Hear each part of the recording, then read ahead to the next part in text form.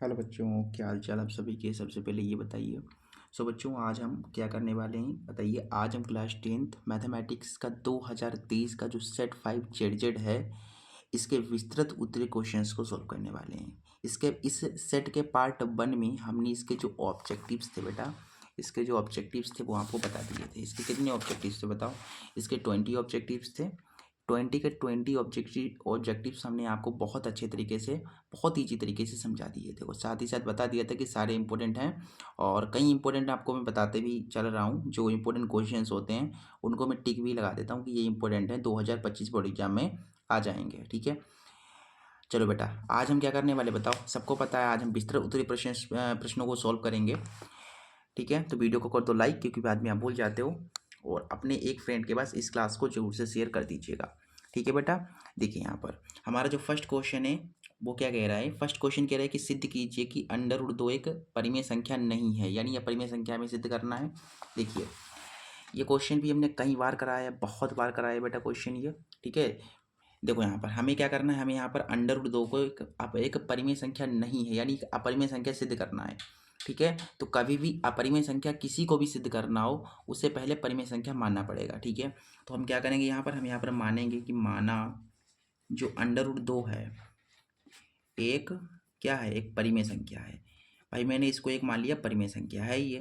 ठीक है, परिमेय संख्या है, ये मैंने मान लिया यहाँ पर। बताओ यहाँ तक कोई प्रॉब्लम नहीं। देखिए यहाँ पर अगर √2 एक परिमेय संख्या है, ठीक है, अगर √2 एक परिमेय संख्या है तो इसे हम बटे में लिख सकते हैं, यानी कि a/b के रूप में लिख सकते हैं। इसके बराबर होगी फिर तो ये, अगर परिमेय संख्या है तो ये बटे में होगी, यानी a/b के रूप की होगी। क्योंकि आप सभी को पता है परिमेय संख्या अंश और हर में होती है, यानी कि अगर ये परिमेय संख्या है तो a/b के रूप की होगी। a और b क्या है, a और b आपके पूर्णांक हैं। तो ऐसे करके लिखिए तो कि जहाँ a और v पूर्णांक हैं बेटा, ये चीज़ आपको लिख देनी है। अब देखो थोड़ा सा इसको सरल कीजिए। एक की a से गुणा होगी तो a आएगा, √2 की b से गुणा होगी तो √2b आ जाएगा। ये बन गया, ये मान लो समीकरण फर्स्ट।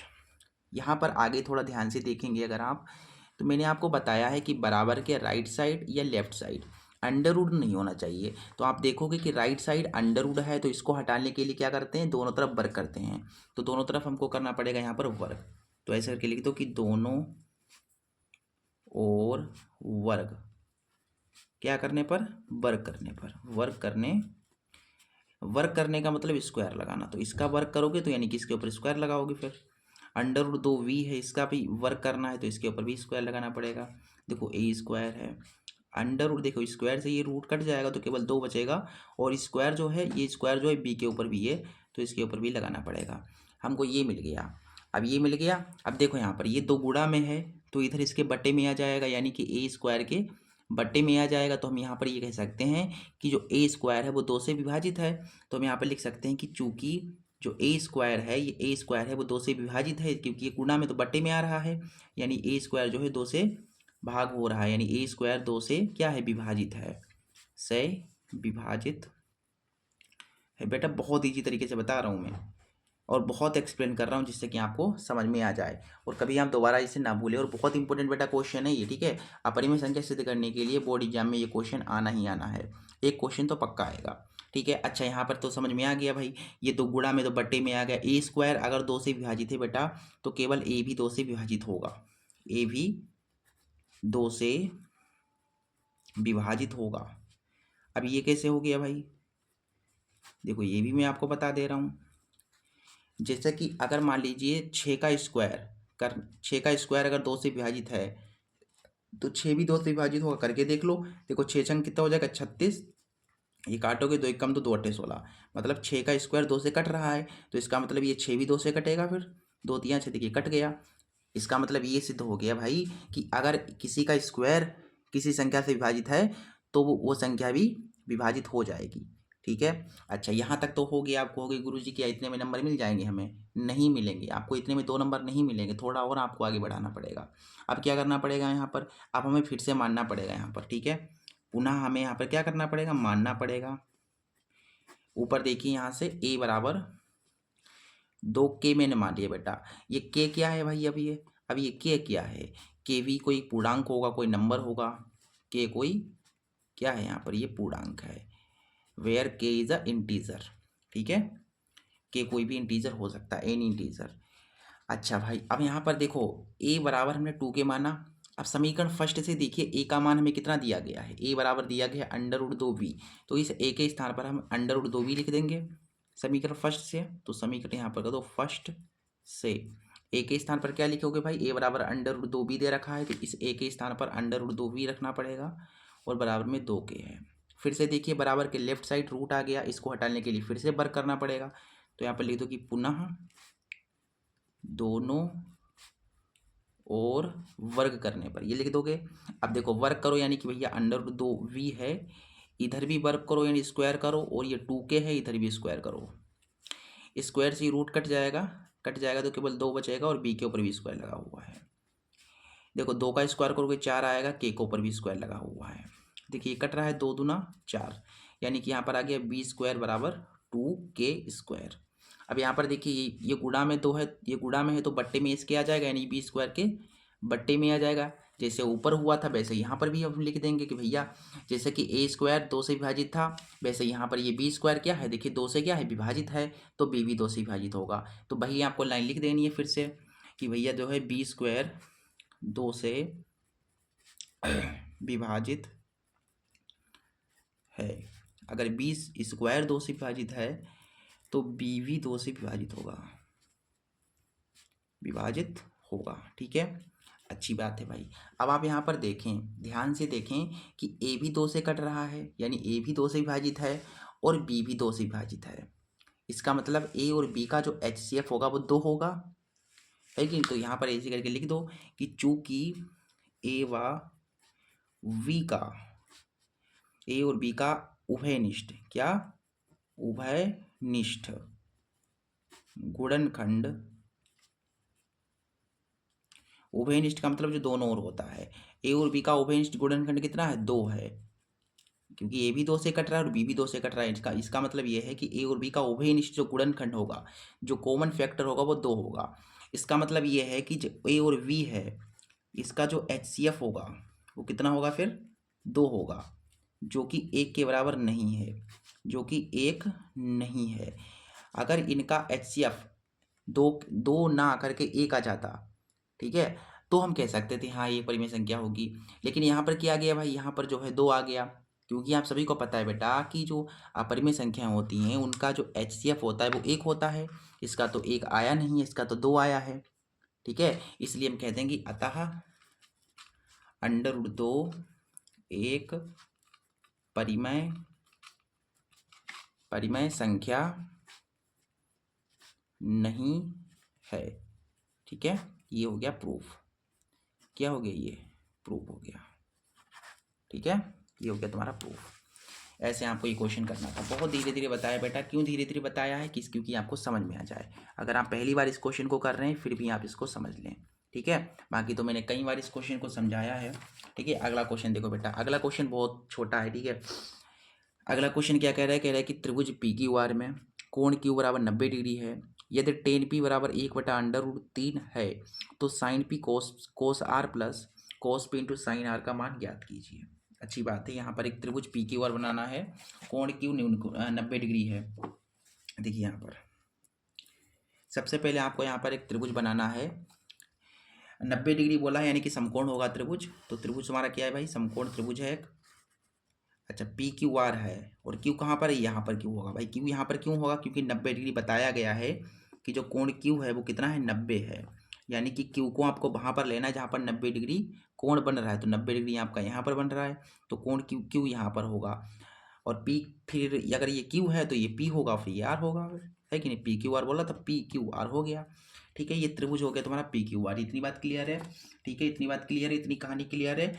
अच्छा, आगे हमें दिया गया है जो tan P है वो दे रखा है 1/√3। तो हमें यहाँ पर बताना है sin P into cos R plus cos P into sine R, इसका मान आपको बताना है। ये क्वेश्चन है तुम्हारा।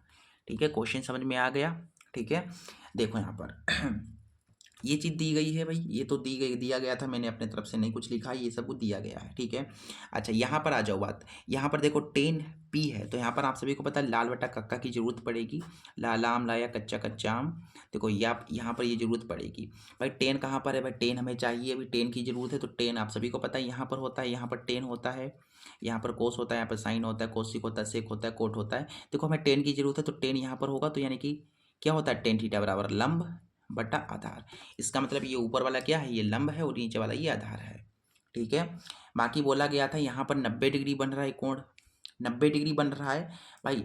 यहाँ पर जब भी 90 डिग्री आपको दे दिया जाए, स्पेशली आपसे बता दिया जाए कि 90 डिग्री है, जो क्यू है वो 90 डिग्री है, इसका मतलब ये है कि आपको देखना है एंगल, 10 का जो एंगल कहाँ पर है भाई, 10 का एंगल कितना है, पी है, 10 का एंगल पी है, तो पी कहाँ पर है, ऊपर है कि नीचे है, पी देखो बेटा ऊपर है, पी कहाँ है, ऊपर है, मतलब इसका जो एंगल है वो ऊपर है।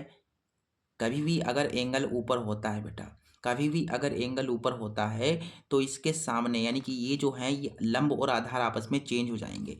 यानी आपको पता ये आधार है, लेकिन आधार नहीं है, ये लंब है, और ये लंब है, ये आधार हो गया। मतलब ये है कि अगर एंगल, ये जो एंगल है अगर ऊपर होगा, तो लंब और आधार आपस में चेंज हो जाएंगे, यानी लंब आधार हो जाएगा, आधार लंब हो जाएगा, कर्ण वही रहेगा, कर्ण में कोई परिवर्तन नहीं आएगा, ठीक है।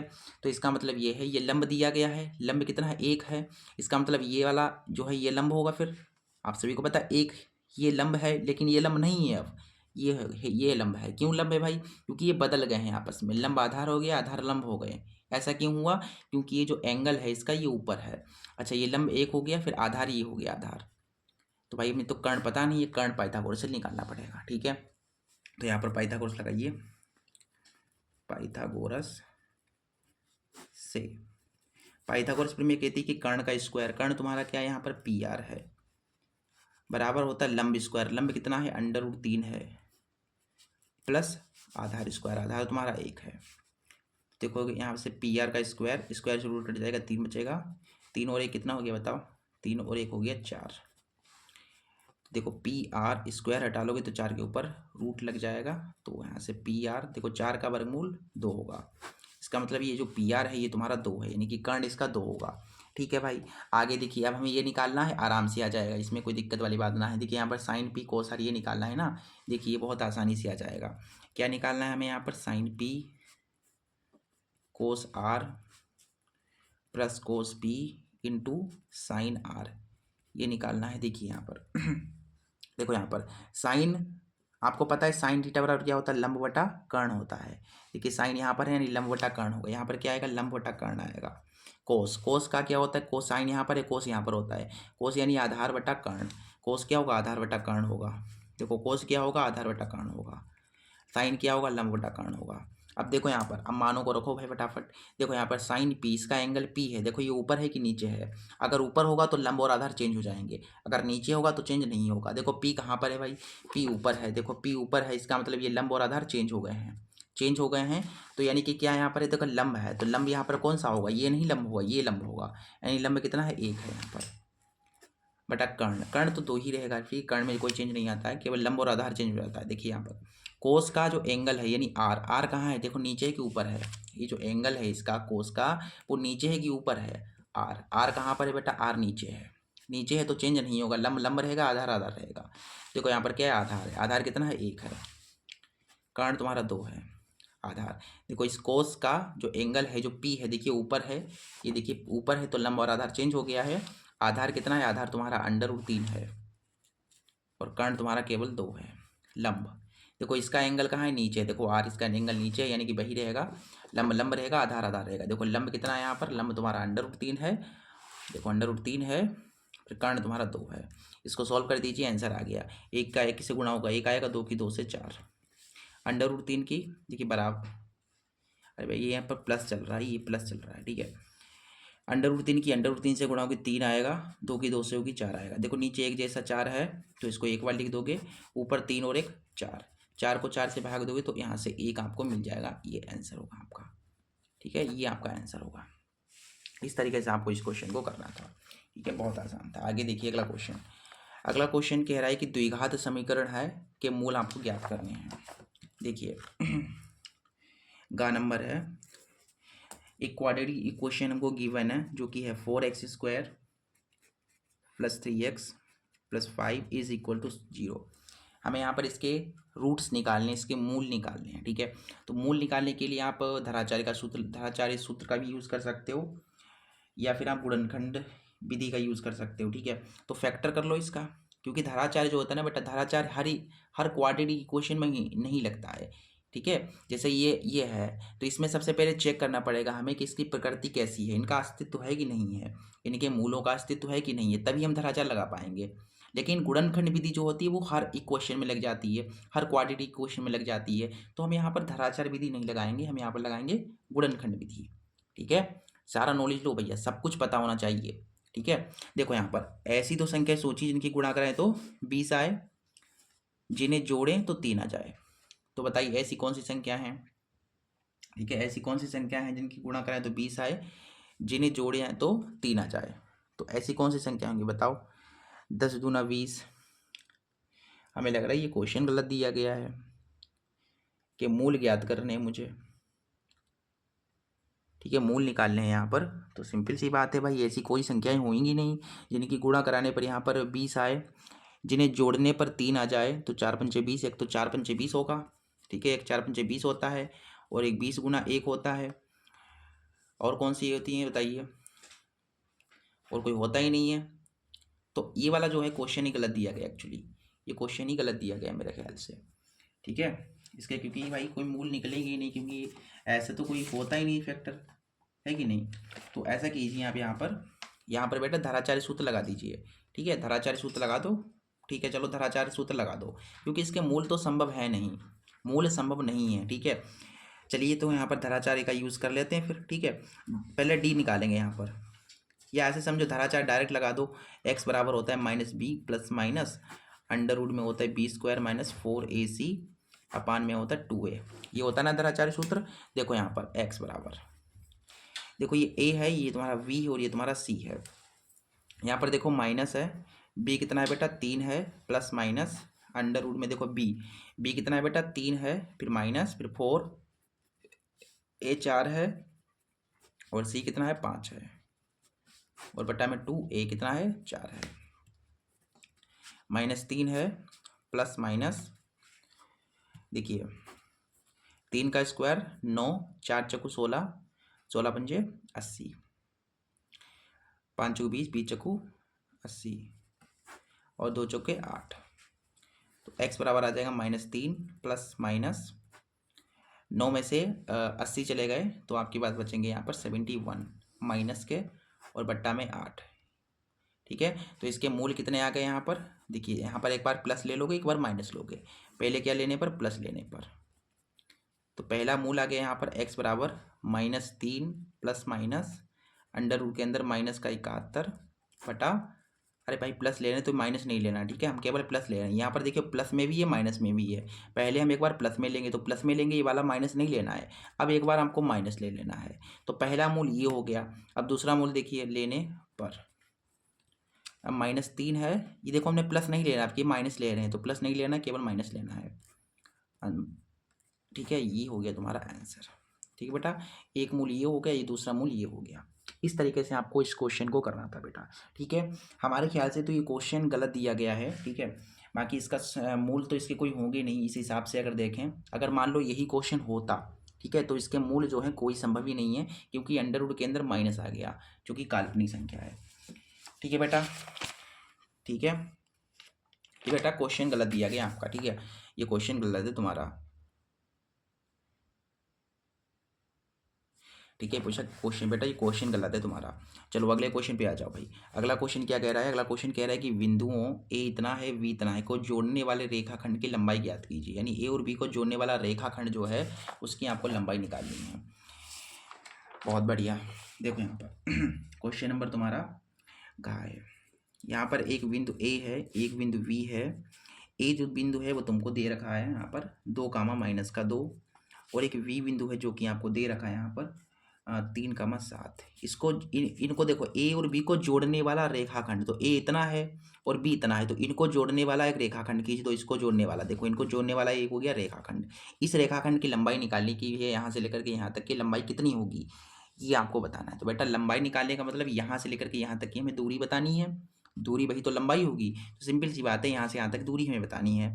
तो दूरी सूत्र बताइए क्या होता है। दो बिंदुओं के बीच की दूरी निकालने के लिए जो सूत्र होता है वो होता है भाई अंडर रूट में x2 माइनस x1 का whole square plus y2 minus y1 का होल स्क्वायर। ठीक है, देखो यहाँ पर बेटा ये तुम्हारा देखो यहाँ पर x1 x2 y1 y2 ये मिल जाएंगे यहाँ से x1 y1 x2 y2 ऐसे करके। ठीक है, x2 कितना है भाई 3 है, x1 कितना है 2 है, y1 कितना है भाई y1 द्वारा माइनस का 2 है, y2 कितना है माइनस का 7 है। 3 में से 2 गया 1 बचा, 2 और 2 कितने हो गए, देखो सॉरी माइनस 2 माइनस 7 माइनस 9 हो गए, माइनस 9 हो गए, स्क्वायर है तो स्क्वायर लगा दोगे यहाँ पर। 1 का स्क्वायर 1, 9 का स्क्वायर 81, 81 में 1 जोड़ोगे 82, यानी कि दूरी कितनी हो जाएगी 82 अंडर रूट 82 मात्रक रूट 82 यूनिट। ठीक है, ये तुम्हारा हो गया आंसर। ठीक है, तो इससे यहाँ मतलब इसकी जो लंबाई होगी, इस रेखाखंड की जो लंबाई होगी वो ये होगी। ठीक है, आगे आ जाओ। अगले वाले क्वेश्चन में क्या कह रहा है, अगला क्वेश्चन कह रहा है कि यदि व्यास 1 सेंटीमीटर वाली 8 सेंटीमीटर लंबी तांबे की छड़ को पिघलाकर एक समान मोटाई वाली 18 सेंटीमीटर लंबी एक छड़ के रूप में पुनः ढाला जाता है तो छड़ की मोटाई ज्ञात कीजिए। यानी कि एक छड़ थी, ठीक है, उसको पिघला करके एक दूसरी छड़ बनाई गई है। ठीक है, उस दूसरी छड़ की आपको मोटाई बतानी है कि वो जो दूसरी छड़ है वो कितनी मोटी बनेगी। ये क्वेश्चन आपका है यहाँ पर रा नंबर, देखो यहाँ पर मैं समझा देता हूँ ये क्वेश्चन। ठीक है, आप ऐसे तो कर सकते हो। यहाँ पर क्या है भाई, एक कह सकते हो एक छड़ थी जो कि कुछ इस तरीके से एक छड़ हो। छड़ भाई देखो, छड़ का मतलब क्या होता है, डंडे के आकार की। तो डंडे के आकार क्या होता है, बेलन के आकार का होता है। तो छड़ जो होगी वो बेलनाकार होगी, सिंपल सी बात है। तो ये तुम्हारी छड़ थी बेटा। इस छड़ का जो है आपको दे रखा है कुछ, यहाँ पर व्यास दे रखा है। ये जो छड़ है यहाँ से लेकर के यहाँ तक इसका जो व्यास है वो है 1 सेंटीमीटर। ठीक है, और इसकी लंबाई कितनी है, मतलब यहाँ से लेकर के यहाँ तक की जो इसकी लंबाई है वो है 8 सेंटीमीटर। इस वाली छड़ को क्या किया जाता है, पिघलाया जाता है और एक नई छड़ बनाई जाती है इसी से। ठीक है, इसी से एक नई छड़ बनाई जाती है। उस छड़ की आपको बतानी है मोटाई बतानी है आपको। यहाँ पर ये कितनी मोटी होगी, मतलब इस छड़ को पिघलाया गया। ठीक है, पिघला करके आपको जो है पिघला करके एक छड़ बनाई गई है, इस वाले छड़ की आपको लंबाई बतानी है। देखो बेटा ये लंबाई नहीं मोटाई बतानी है, सॉरी मोटाई बतानी है। और बताया गया कि छड़ को पिघला करके एक समान मोटाई वाली 18 सेंटीमीटर लंबी, यानी ये जो छड़ है, ये वाली जो छड़ आपकी बनी है पिघला करके, इसकी लंबाई आपको दे रखी है। जैसे कि इसकी लंबाई 8 सेंटीमीटर है लेकिन इसकी लंबाई 18 सेंटीमीटर होगी। कितनी होगी, 18 सेंटीमीटर होगी। तब आपको इसकी मोटाई यानी कि यहाँ से लेकर के यहाँ तक ये मोटाई जो है ये बतानी है। बेटा आपको पता है ये क्या है, ये मोटाई यानी कि व्यास ही तो है ये, यानी हमको व्यास निकालना है। यहाँ पर सिंपल सी बात है, हमें व्यास निकालना है। ठीक है, हमें यहाँ पर ये जो बेलन बना है इसका व्यास निकालना है। ये पहला बेलन मान लो, ये दूसरा बेलन मान लो। बेटा पिघलाया गया है तो इसका आयतन और इसका आयतन बराबर ही रहेगा, क्योंकि पिघलाने से आयतन में कोई कमी नहीं आती है। तो यहाँ पर ऐसे करके लिख देंगे, चूंकि पहले बेलन का आयतन बराबर होगा दूसरे बेलन के आयतन के। ठीक है, देखो पहले बेलन के आयतन की इसकी त्रिज्या जो है मैं मान लेता हूँ इसकी स्मॉल आर, और इसकी जो है इसकी स्मॉल आर है, इसकी कैपिटल आर है। ठीक है, देखो बेलन का आयतन क्या होता है, पाई आर स्क्वायर एच, पाई इसकी आर स्क्वायर एच। और दूसरे बेलन है तो दूसरा बेलन पाई, इसका भी वही होगा, सूत्र तो वही रहेगा, लेकिन इसकी त्रिज्या मैंने कैपिटल आर मानी है। और इसकी जो एच है मान लेता हूँ स्मॉल एच है, इसकी कैपिटल एच है। तो ये हो जाएगी इस तरीके से। ठीक है, पाई से पाई कैंसिल आउट हो गया। देखो इसकी जो आर है, इस वाले बेलन की जो आर है वो कितनी है भाई, यहाँ पर दिया गया है 1 सेंटीमीटर। ये जो है, ये जो बेलन है इसका व्यास दिया गया है। देखिए यहाँ से लेकर के यहाँ तक ये व्यास ही तो दिया है, यानी इसका हमें व्यास दिया गया है कितना, 1 सेंटीमीटर। भाई व्यास अगर 1 है तो त्रिज्या कितनी होगी, आधी होगी। तो त्रिज्या इसकी हो जाएगी 1/2, 2 से भाग दे दोगे तो त्रिज्या कितनी हो गई, 1/2 सेंटीमीटर। ठीक है, त्रिज्या कितनी हो जाएगी, 1/2 सेंटीमीटर। ये तो आर इसकी होगी वो कितनी होगी, 1/2 होगी। स्क्वायर है तो स्क्वायर लगा दो। एच, इसकी एच कितनी है भाई, 8 है। देखो इसकी आर हमें निकालनी है क्योंकि हमें तो पता ना इसकी आर। ठीक है, और एच देखो बेटा इस वाले के एच कितनी है, 18 है। देखो 18 है कि नहीं, 18 है। देखिए यहाँ पर 1 का स्क्वायर 1 होगा, 2 का स्क्वायर करके 4 आएगा, फिर ये 8 है, फिर तुम्हारे पास आर स्क्वायर है, फिर ये 18 है। 4 दूना 8 हो गया, यानी कि यहाँ से 2 और ये गुणा में 18 तो बट्टे में आ गया, और ये तुम्हारा आर स्क्वायर। 2 1 कम 2, 2 नेमा 18, और यानी यहाँ से आर स्क्वायर बराबर मिल गया 1/9। इसका स्क्वायर हटा लोगे तो 1/9 के ऊपर क्या लग जाएगा, रूट लग जाएगा। देखिए यहाँ से आर बराबर आ गया, ये जो है अंडर रूट जो है हटा लोगे ना तो 1 का वर्ग क्या होगा, 1 के ऊपर जो अंडर रूट लगेगा तो 1 का वर्ग क्या होगा, 1 ही होगा। और ये अंडर रूट जो है 9 के ऊपर भी लगा हुआ है तो अंडर रूट 9 होगा, इसका मान होगा 3, यानी 9 का वर्गमूल 3 होगा। क्या में आएगा, प्लस में भी आ सकता है, माइनस में भी आ सकता है। तो आपकी त्रिज्या क्या आ गई, +-1। आपको पता है माइनस त्रिज्या तो होगी नहीं, तो इसकी जो त्रिज्या होगी वो होगी प्लस में, यानी 1/3 होगी त्रिज्या भाई। ये जो नया बेलन बना है, ये जो नई छड़ बनी है, उसकी जो त्रिज्या है वो 1/3 सेंटीमीटर है। इस वाले बेलन की जो त्रिज्या है वो कितनी है, 1/3 सेंटीमीटर है। अगर 1/3 सेंटीमीटर त्रिज्या है और हमें व्यास निकालना है तो त्रिज्या का डबल कर देंगे तो व्यास मिल जाएगा। ठीक है, इसलिए यहाँ पर कह दो, इसलिए जो व्यास होगा वो क्या होगा, व्यास जो होगा वो 1/3 ये आई त्रिज्या, इसका डबल कर दो, यानी 2 से गुणा करा दो। ठीक है, अब 2 से गुणा कराओगे तो आपको पता है क्या मिल जाएगा, 2 1 कम 2/3 मिल जाएगा। तो यहाँ पर कर लिखे तो अतः नई छड़ की मोटाई, नई छड़ की जो मोटाई होगी वो कितनी होगी, 2/3 सेंटीमीटर होगी। ठीक है, ये हो गया तुम्हारा उत्तर। ठीक है, इस तरीके से इस क्वेश्चन को आपको क्रैक करना था। ठीक है, आसान था ना, बहुत आसान था क्वेश्चन। ठीक है, अगले क्वेश्चन पे आ जाओ भाई। अगला क्वेश्चन क्या कह रहा है कि निम्नलिखित सारणी का माध्य ज्ञात कीजिए। ये सारणी दे रखी है, हमें माध्य निकालना है। देखिए यहाँ पर एक वर्ग अंतराल है, वर्ग अंतराल दे रखा है, इसमें वर्ग अंतराल के बाद आपको एक बारंबारता दे रखी है। ठीक है भाई, बहुत बढ़िया।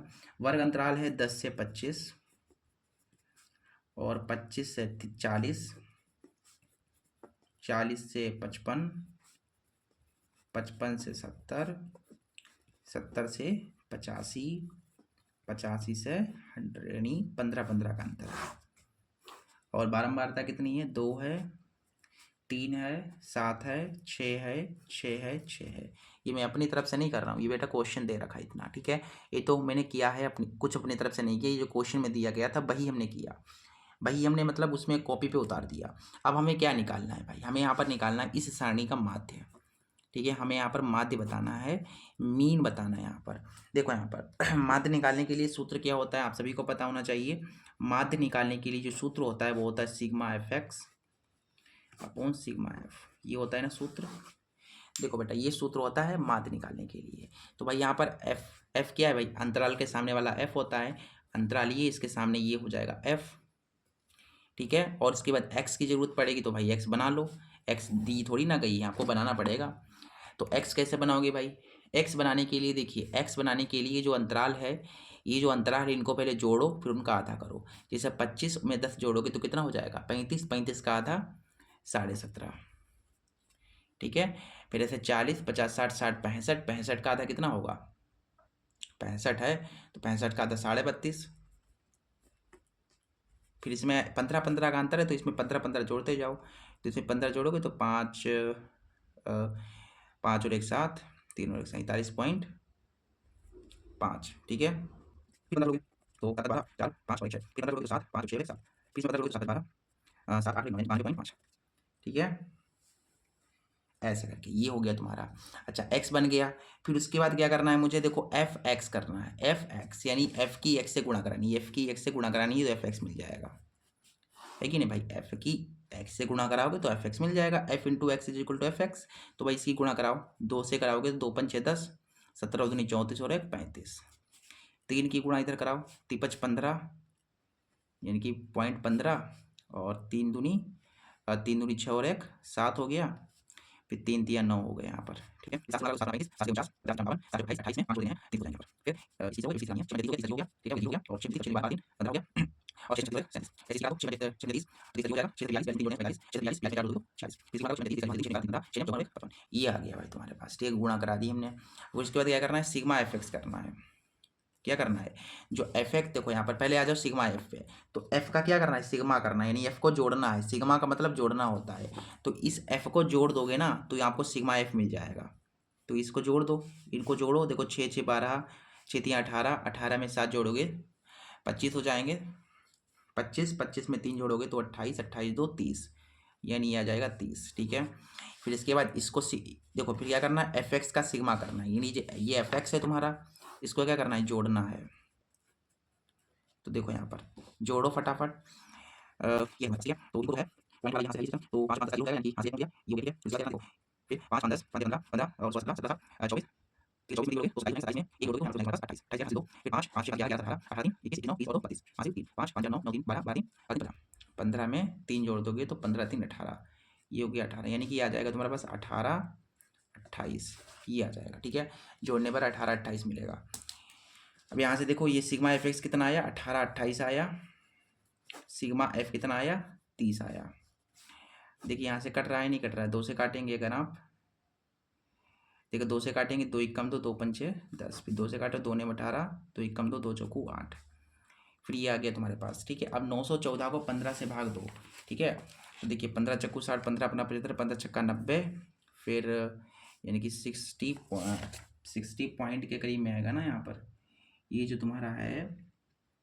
ठीक है, मतलब लगभग कुछ आएगा। ठीक है, अपने आप चेक कर लेना बेटा, यहाँ पर हो सकता है कहीं पर मिस्टेक हो गई हो जोड़ने घटाने में, बाकी आपको मैंने समझा तो दिया ही। ठीक है, कर लेना यहाँ पर, इसके बाद कैलकुलेशन में हो सकता है कहीं पर थोड़ी बहुत मिस्टेक हो गई हो, इसलिए थोड़ा बहुत आंसर हो सकता है ना आए। ठीक है, अपना देख लेना, मैंने बता दिया कैलकुलेशन में हो सकता है मिस्टेक हो गई हो, जल्दबाजी में मैंने कैलकुलेशन की है, और कैलकुलेशन भी बहुत टफ थी, मतलब प्लस पॉइंट वाली थी, बहुत टाइम जाएगा इसमें। ठीक है, तक देखने में, चल छोड़ दो इसको, आगे आ जाओ, इसको देख लेना अपने हिसाब से। ठीक है, अगला क्वेश्चन कह रहा है कि निम्नलिखित में से किन्हीं 5 खंडों को हल कीजिए। पहला क्वेश्चन कह रहा है कि इसका, दूसरे का पहला कह रहा है कि क्या समीकरण x plus 2y minus 4 is equal to 0 तथा 2x plus 4y minus 12 is equal to 0 दो रेल पटरियों को निरूपित करती हैं। क्या ये दोनों रेखाएं रेल पटरियों को निरूपित करती हैं? इसे ज्यामिति विधि से व्यक्त कीजिए। यानी कि इनको हल करने पर, ज्यामिति विधि से हल करने पर जो रेखाएं बनेंगी, जो आपकी दो रेखाएं बनेंगी, भाई दो समीकरण हैं तो दो रेखाएं बनेंगी ऐसी ऐसी। अब ये दोनों रेखाएं रेल की पटरियों जैसी बन रही हैं कि नहीं बन रही हैं? ठीक है, अगर बनेगी तो हाँ ठीक है, ये बन जाएगी रेल की पटरियों, मतलब ये जो रेखाएं हैं ये रेल की पटरियों को निरूपित करेंगी। करके देखेंगे, अभी आपको समझ में आ जाएगा। ठीक है, क्या यहाँ पर दूसरे का है। सबसे पहले आपको यहाँ पर दो रेखिक समीकरणें दी गई हैं।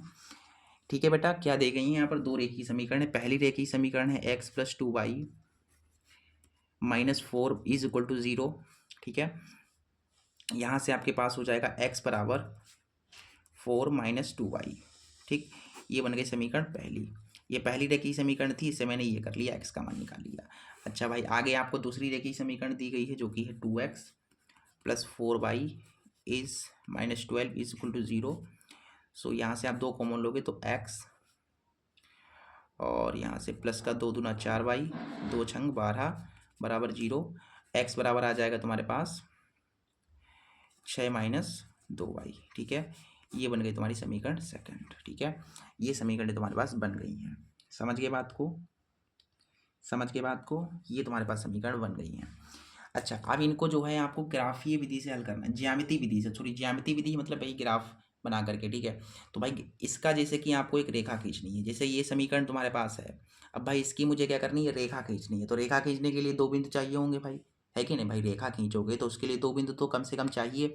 तो इससे हम क्या करेंगे, दो बिंदु निकाल लेंगे, इसकी एक रेखा खींच जाएगी, फिर इससे दो बिंदु निकाल लेंगे, उसकी एक रेखा खींच जाएगी, फिर हम चेक कर लेंगे कि क्या रेल की पटरियों जैसी बन रही है कि नहीं बन रही है। देखो सबसे पहले हम समीकरण फर्स्ट में चलेंगे। ठीक है, समीकरण फर्स्ट में हम क्या करेंगे, बिंदुओं को ज्ञात करेंगे बेटा। देखो यहाँ x रखूंगा, यहाँ पर y का मान रखूंगा। इस वाली समीकरण में आप y के स्थान पर 0 रख कर देखोगे। इसमें इस वाली समीकरण में y के स्थान पर 0 रखोगे तो ये यहाँ पर 0 रखोगे तो 0 हो जाएगा, यानी कि 4 आ जाएगा x का मान। फिर आप x का मान जब 0 रखोगे, इस वाली समीकरण में x के स्थान पर 0 रखोगे तो ये तुम्हारे पास आ जाएगा y का मान 2। ठीक है, यहाँ पर देखिए पहला बिंदु ये तुमको मिल गया, यहाँ से क्या मिल गया, 4 0। पहला बिंदु 4 0 आया, और दूसरा बिंदु देखिए 0 2, क्या आ गया यहाँ पर 0,2। देखिए 2 बिंदु मिल गए तो इसकी रेखा खींच जाएगी। अब इसके लिए भी देख लो यहाँ पर, देखो यहाँ पर इसके लिए भी देख लो फटाफट, एक्स एंड वाई। एक्स का मान इसमें क्या रखना है, पहले देखिए वाई के स्थान पर 0 रखिए, वाई के स्थान पर 0 रखेंगे तो एक्स का मान 6 आ जाएगा। फिर आपको एक्स के स्थान पर 0 रखना है तो वाई का मान आ जाएगा 3। अब इसके लिए हमको करना है, ग्राफ खींचना है। तो ग्राफ में यहीं पर खींच देता हूँ, ठीक है, छोटा सा समझाने के लिए आपको बता देता हूँ, आपको खूब बढ़िया करके खींचना है, ठीक है। ये मैंने ऐसे करके खींचा, ठीक है। अब मैंने मान लिया यहाँ पर बेटा कि एक्स पे, हाँ यहाँ पर भी बिंदु लिख लो। देखो यहाँ पर हो जाएगा 6,0, 6,0 और यहाँ पर आ गया 0,3। पहले ये वाली समीकरण का हम एक रेखा खींचते हैं, मतलब ये वाली जो समीकरण है इसको लेकर के एक रेखा खींचेंगे। देखो यहाँ पर देखो एक्स पे 4 चाहिए, ठीक है, 6 तक लेना एक्स पे, यानी भाई तुमको पता है ये एक्स है तुम्हारी और ये तुम्हारी वाई है। यहाँ पर मैं ले लेता हूँ कि 0 है, यहाँ पर 1 है, यहाँ 2 है, यहाँ 3 है, यहाँ 4 है, यहाँ कहीं पर 6 होगा, 5 6 ऐसे करके होगा। फिर मैंने यहाँ पर मान लिया 1 है, ठीक है, यहाँ पर जो है 2 है और यहाँ पर 3 है, ठीक। तो ये वाला बिंदु तुम्हारा ये इस तरीके से जो है ये है तुम्हारे, ठीक है, यानी डॉट डॉट करके कर दो, ठीक है, बढ़िया लगेगा। देखो यहाँ पर हमें पहले क्या चाहिए, 4,0 चाहिए, यानी कि एक्स पे देखिए, एक्स पे कितना, एक्स पे देखिए 4 और वाई पे 0। तो इसमें देखो ये एक्स है और ये तुम्हारा वाई, तो एक्स पे कितना देखना है मुझे, एक्स पे 4 देखना है, तो इस एक्स पे 4 ये वाला है, ठीक है, यानी कि ये वाला बिंदु मिल जाएगा आपको। एक बिंदु ये हो गया। अच्छा, ये 4,0 देख लिया आप। देखो यहाँ पर इस वाले पर एक्स पे कितना हो, एक्स पे देखिए 0 और वाई पे 2, यानी कि वाई पे देखना है 2, वाई पे 2 कहाँ पर, यहाँ पर। तो इनको, इस वाले बिंदु को और इस वाले बिंदु को मिला दो तो इस वाले की रेखा खिंचाएगी ऐसे करके। देखिए मिला दीजिए ऐसे करके, ये मैंने मिला दिया, ठीक है। ये एक रेखा खींच गई। ये किसकी भाई, समीकरण फर्स्ट की है। ये जो रेखा खींची हमने ये खींची है समीकरण फर्स्ट की। अब इस वाले की भाई कैसे खींचेंगे, इसमें देख लो भाई, इसमें एक्स पे कितना देखना है, देखिए एक्स पे 6 है और वाई पे 0, यानी एक्स पे 6 कहाँ पर है भाई, इस पे एक्स पे 6 यहाँ पर होगा कहीं पर, ये वाला, ये है एक्स पे 6, ठीक है। और इस पे देखिए ये वाला एक्स पे 0 वाई पे 3, ये देखिए वाई पे 3, तो ये वाई है, इस पर 3 ये वाला, ठीक है। अब इसको मिला दो, इसको मिला दो ऐसे करके। देखो ये दोनों, ये जो आपकी रेखाएं खींची हैं, क्या ये पटरी जैसी लग रही हैं, क्या ये आपको देखने में पटरी जैसी लग रही हैं कि नहीं। हाँ बिल्कुल आपको कि गुरुजी बिल्कुल ये पटरी जैसी बन गई हैं। मतलब ये जो आपको समीकरण दे रखी हैं, इनको हम अगर ज्यामिति विधि पर आरेखित कर रहे हैं, ठीक है, बना रहे हैं, चित्र बना रहे हैं, तो इनकी जो रेखाएं बन रही हैं वो बिल्कुल रेल की पटरियों जैसी बन रही हैं। इसका तात्पर्य ये है कि ये जो रेखाएं दी गई हैं, क्या पूछा गया, तो यहाँ पर कर दो हाँ, क्या कर दो, हाँ कर दो। हाँ बिल्कुल, ये दोनों रेखाएं 2 रेल की पटरियों को निरूपित करेंगी। क्वेश्चन खत्म। आगे आ जाओ, अगले क्वेश्चन पे आ जाओ। अगला क्वेश्चन कह रहा है एक थैले में 24 गेंद हैं, जिनमें x लाल गेंद है, 2x सफ़ेद गेंद है और 3x नीली गेंद है। एक गेंद यांत्राक्षर निकाली जाती है, इसकी प्रायिकता है कि यह लाल नहीं है, सफ़ेद नहीं है। मतलब इसमें 2 क्वेश्चन है तुम्हारे। देखो यहाँ पर ये भी क्वेश्चन लाजवाब है, बहुत बढ़िया क्वेश्चन है। देखिए एक थैला है तुम्हारे पास, ठीक है, एक थैला है तुम्हारे पास। इस थैले में क्या है भाई, कुछ गेंदें पड़ी हुई हैं, कुछ गेंदें नहीं, 24 गेंदें पड़ी हुई हैं। इसमें कितनी गेंदें हैं, 24 गेंद हैं। गेंद कितनी है बेटा, गेंद यहाँ पर 24 हैं। इस थैले में 24 गेंद हैं। अच्छा, लाल गेंद इसमें बताया गया है कि इस थैले में जो लाल गेंद हैं, जो लाल गेंद है वो कितनी है, लाल गेंद इसमें बताया गया है कि x लाल गेंद है। और सफ़ेद गेंद कितनी है, सफ़ेद गेंद आपको बताया गया है कि सफ़ेद गेंद 2x हैं। और नीली गेंद भी है कुछ इसमें, तो नीली गेंद भी आपको दे रखी हैं, नीली गेंद आपकी 3x हैं। मतलब इस तरीके से हैं। अच्छा, इस थैले में x लाल गेंदें हैं, 2x सफ़ेद गेंदें हैं, नीली गेंदें कितनी है, 3x हैं। इसका मतलब ये जो गेंदें हैं इनको जोड़ने पर आपको 24 मिलेगा, क्योंकि आपको पता है इस थैले में टोटल गेंदों को अगर आप गिनोगे तो 24 ही आएगा। इसका मतलब लाल वाली, सफ़ेद वाली और नीली वाली को अगर हम गिनते हैं, जोड़ते हैं, तो आपको सब 24 ही मिलेंगी। सबको जोड़ोगे तो 24 ही तो मिलेंगी। आपको बता दिया गया है कि इस थैले में 24 गेंदें हैं। इसका मतलब ये जो गेंदें हैं, इसका मतलब ये जो x गेंद सफ़ेद हैं, सॉरी x गेंद लाल हैं और 2x गेंद सफ़ेद है और नीली कितनी है, 3x हैं। इन सबको जब आप गिनोगे तो कितनी मिलनी चाहिए आपको, 24 ही मिलेंगी, ठीक है। तो यहाँ से देखिए 24 मिल गई। तो x ये हो गया 2 और 3, 3 और 3 6। यहाँ से आपको x का मान मिल जाएगा 24/6, यानी 6 चौक 24। ये x का मान 4 आ गया, x का मान 4 है। अच्छा x का मान मिल गया, इसका मतलब लाल गेंद कितनी है, देखिए लाल गेंद x है, यानी कि लाल गेंद कितनी है, 4 है। ठीक है, लाल गेंद कितनी हो गई, लाल गेंद हो गई 4। इसी प्रकार से सफ़ेद गेंद देखिए, सफ़ेद गेंद कितनी है बेटा, 2x, क्या है 2x, x का मतलब 4, तो 2 चौके 8 गेंद सफ़ेद है। फिर उसका नीली देखो, नीली 3 गुना है, नीली क्या है 3 गुना है, यानी कि 4 की 3 गुना, यहाँ पर 4 रखोगे 3 चौको 12। ठीक है, लाल गेंदों की 3 गुना। इस तरीके से जो है गेंदें आ गई। अच्छा, टोटल गेंदें आपको पता है, इनको जब जोड़ोगे तो टोटल कितना आएगा, इनका टोटल 24 गेंद आएंगी। जोड़ लो, 8 4 12, 12 12 24।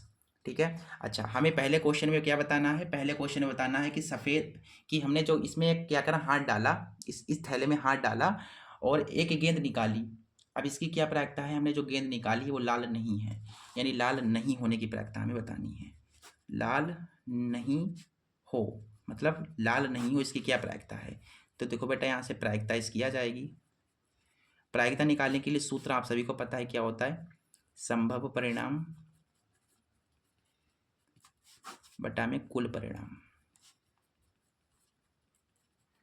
देखो बेटा, यहाँ से संभव परिणाम क्या होता है, आपसे जो क्वेश्चन पूछा गया होता है, आपसे क्वेश्चन पूछा गया लाल नहीं, तो बताओ लाल गेंद अगर नहीं होंगी, जैसे हमने हाथ डाला और निकाला तो लाल नहीं है, लाल नहीं है तो कौन सी होंगी बताओ, सफ़ेद होंगी या फिर नीली होंगी, ये लाल वाली नहीं होंगी, तो मतलब सफ़ेद होंगी हमारे हाथ में गेंद या नीली आई होगी। तो सफ़ेद गेंद कितनी है भाई, सफ़ेद गेंद 8 है और नीली गेंदें कितनी है, 12 है, यानी कि ये जोड़ दो, टोटल जोड़ो, कितनी गेंदें आ सकती हैं, 12 और 8 20, यानी कि संभव परिणाम 20 हो गए। भाई समझो बात को, लाल नहीं है इसका मतलब कौन सी गेंद होंगी, सफ़ेद होंगी या नीली होंगी, तो सफ़ेद 8 है, नीली 12 है, यानी कुल गेंदें 20 हैं। अच्छा, नीचे क्या है, नीचे देखिए बट्टा में कुल परिणाम कितने हैं भाई, 24 हैं, टोटल कितनी है, 24 हैं।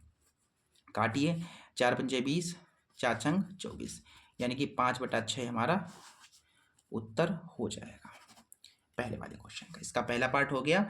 अगले पार्ट में कहा गया है कि सफ़ेद हैं, यानी कि सफ़ेद होने की प्रायिकता आपको बतानी है। सफ़ेद हैं, देखिए प्रायिकता यहाँ से अपने को मिल जाएगी। संभव परिणाम क्या हो जाएंगे, संभव परिणाम आपसे जो क्वेश्चन पूछा गया, आपसे क्वेश्चन पूछा गया सफ़ेद गेंद, तो बताइए सफ़ेद गेंद कितनी है, सफ़ेद गेंद यहाँ पर देखिए 8 है, तो संभव परिणाम 8 हो गए। बटा कुल परिणाम, भाई कुल तो 24 ही गेंदें हैं, 8 1 8 3 24, यानी कि 1/3, ये तुम्हारा हो गया आंसर इस वाले का, सेकंड वाले का। 5/6 1/3, ये होगा उत्तर। आगे आ जाओ, अगले क्वेश्चन पे आ जाओ। जो अगला क्वेश्चन है गा नंबर, कह रहा है कि सिद्ध कीजिए कि बिंदु 3,2 और -2,3 और 2,3 एक समकोण त्रिभुज के शीर्ष हैं। ये आपको बताना है, हमें यहाँ पर सिद्ध करना है कि ये जो बिंदु दिए गए हैं ये समकोण त्रिभुज के शीर्ष होंगे। ठीक है, गा नंबर है दूसरे का।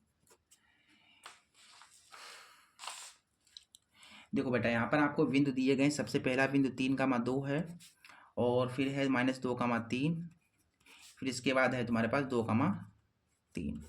ये जो बिंदु हैं, ठीक है, ये पहला बिंदु है और ये दूसरा बिंदु है और ये तीसरा बिंदु है। ये दोनों बिंदु कैसे हैं, ये दोनों बिंदु तुम्हारे हैं इस तरीके से। ठीक है, आपको सिद्ध करना है कि ये जो आपके पास 3 बिंदु हैं ये समकोण त्रिभुज के शीर्ष होंगे। मतलब ये समकोण त्रिभुज बना लो सबसे पहले तो ऐसे करके। यहाँ पर मान लेता हूँ ए है, ठीक है, ए जो है ये वाला है 3,2 है, और ये वाला जो है ये मान लेता हूँ वी है, जो बी है वो कितना है -2,3 है।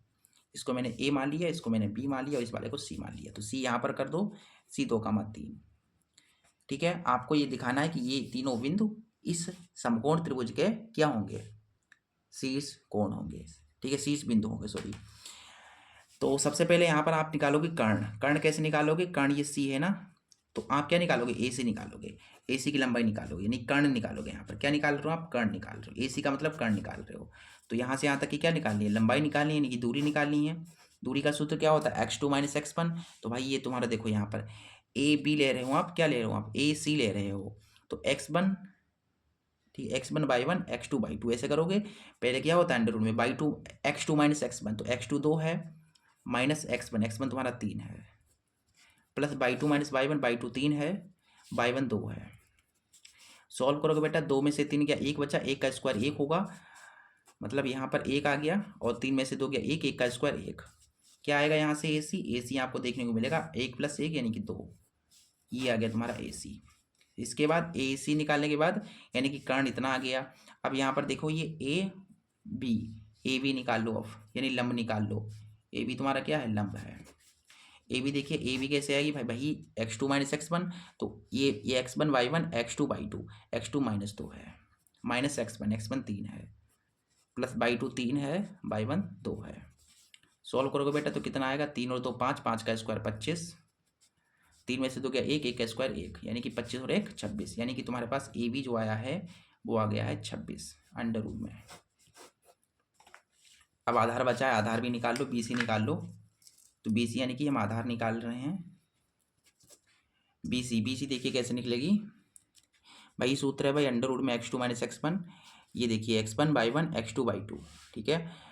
बाई एक्स टू तुम्हारा माइनस का दो, फिर माइनस का ये दो, plus y two minus y one यानी कि तीन, माइनस तीन का स्क्वायर, दो और दो चार, तो चार का स्क्वायर क्या होगा, चार होगा, ठीक है। चार का स्क्वायर सॉरी 16 होगा, तीन में से तीन का जीरो, जीरो का स्क्वायर जीरो, यानी कि आपको यहाँ पर बी सी जो मिला है वो मिला है यहाँ पर 16 अंडर रूट में, यानी कि चार। बी सी कितना है, बी सी चार है।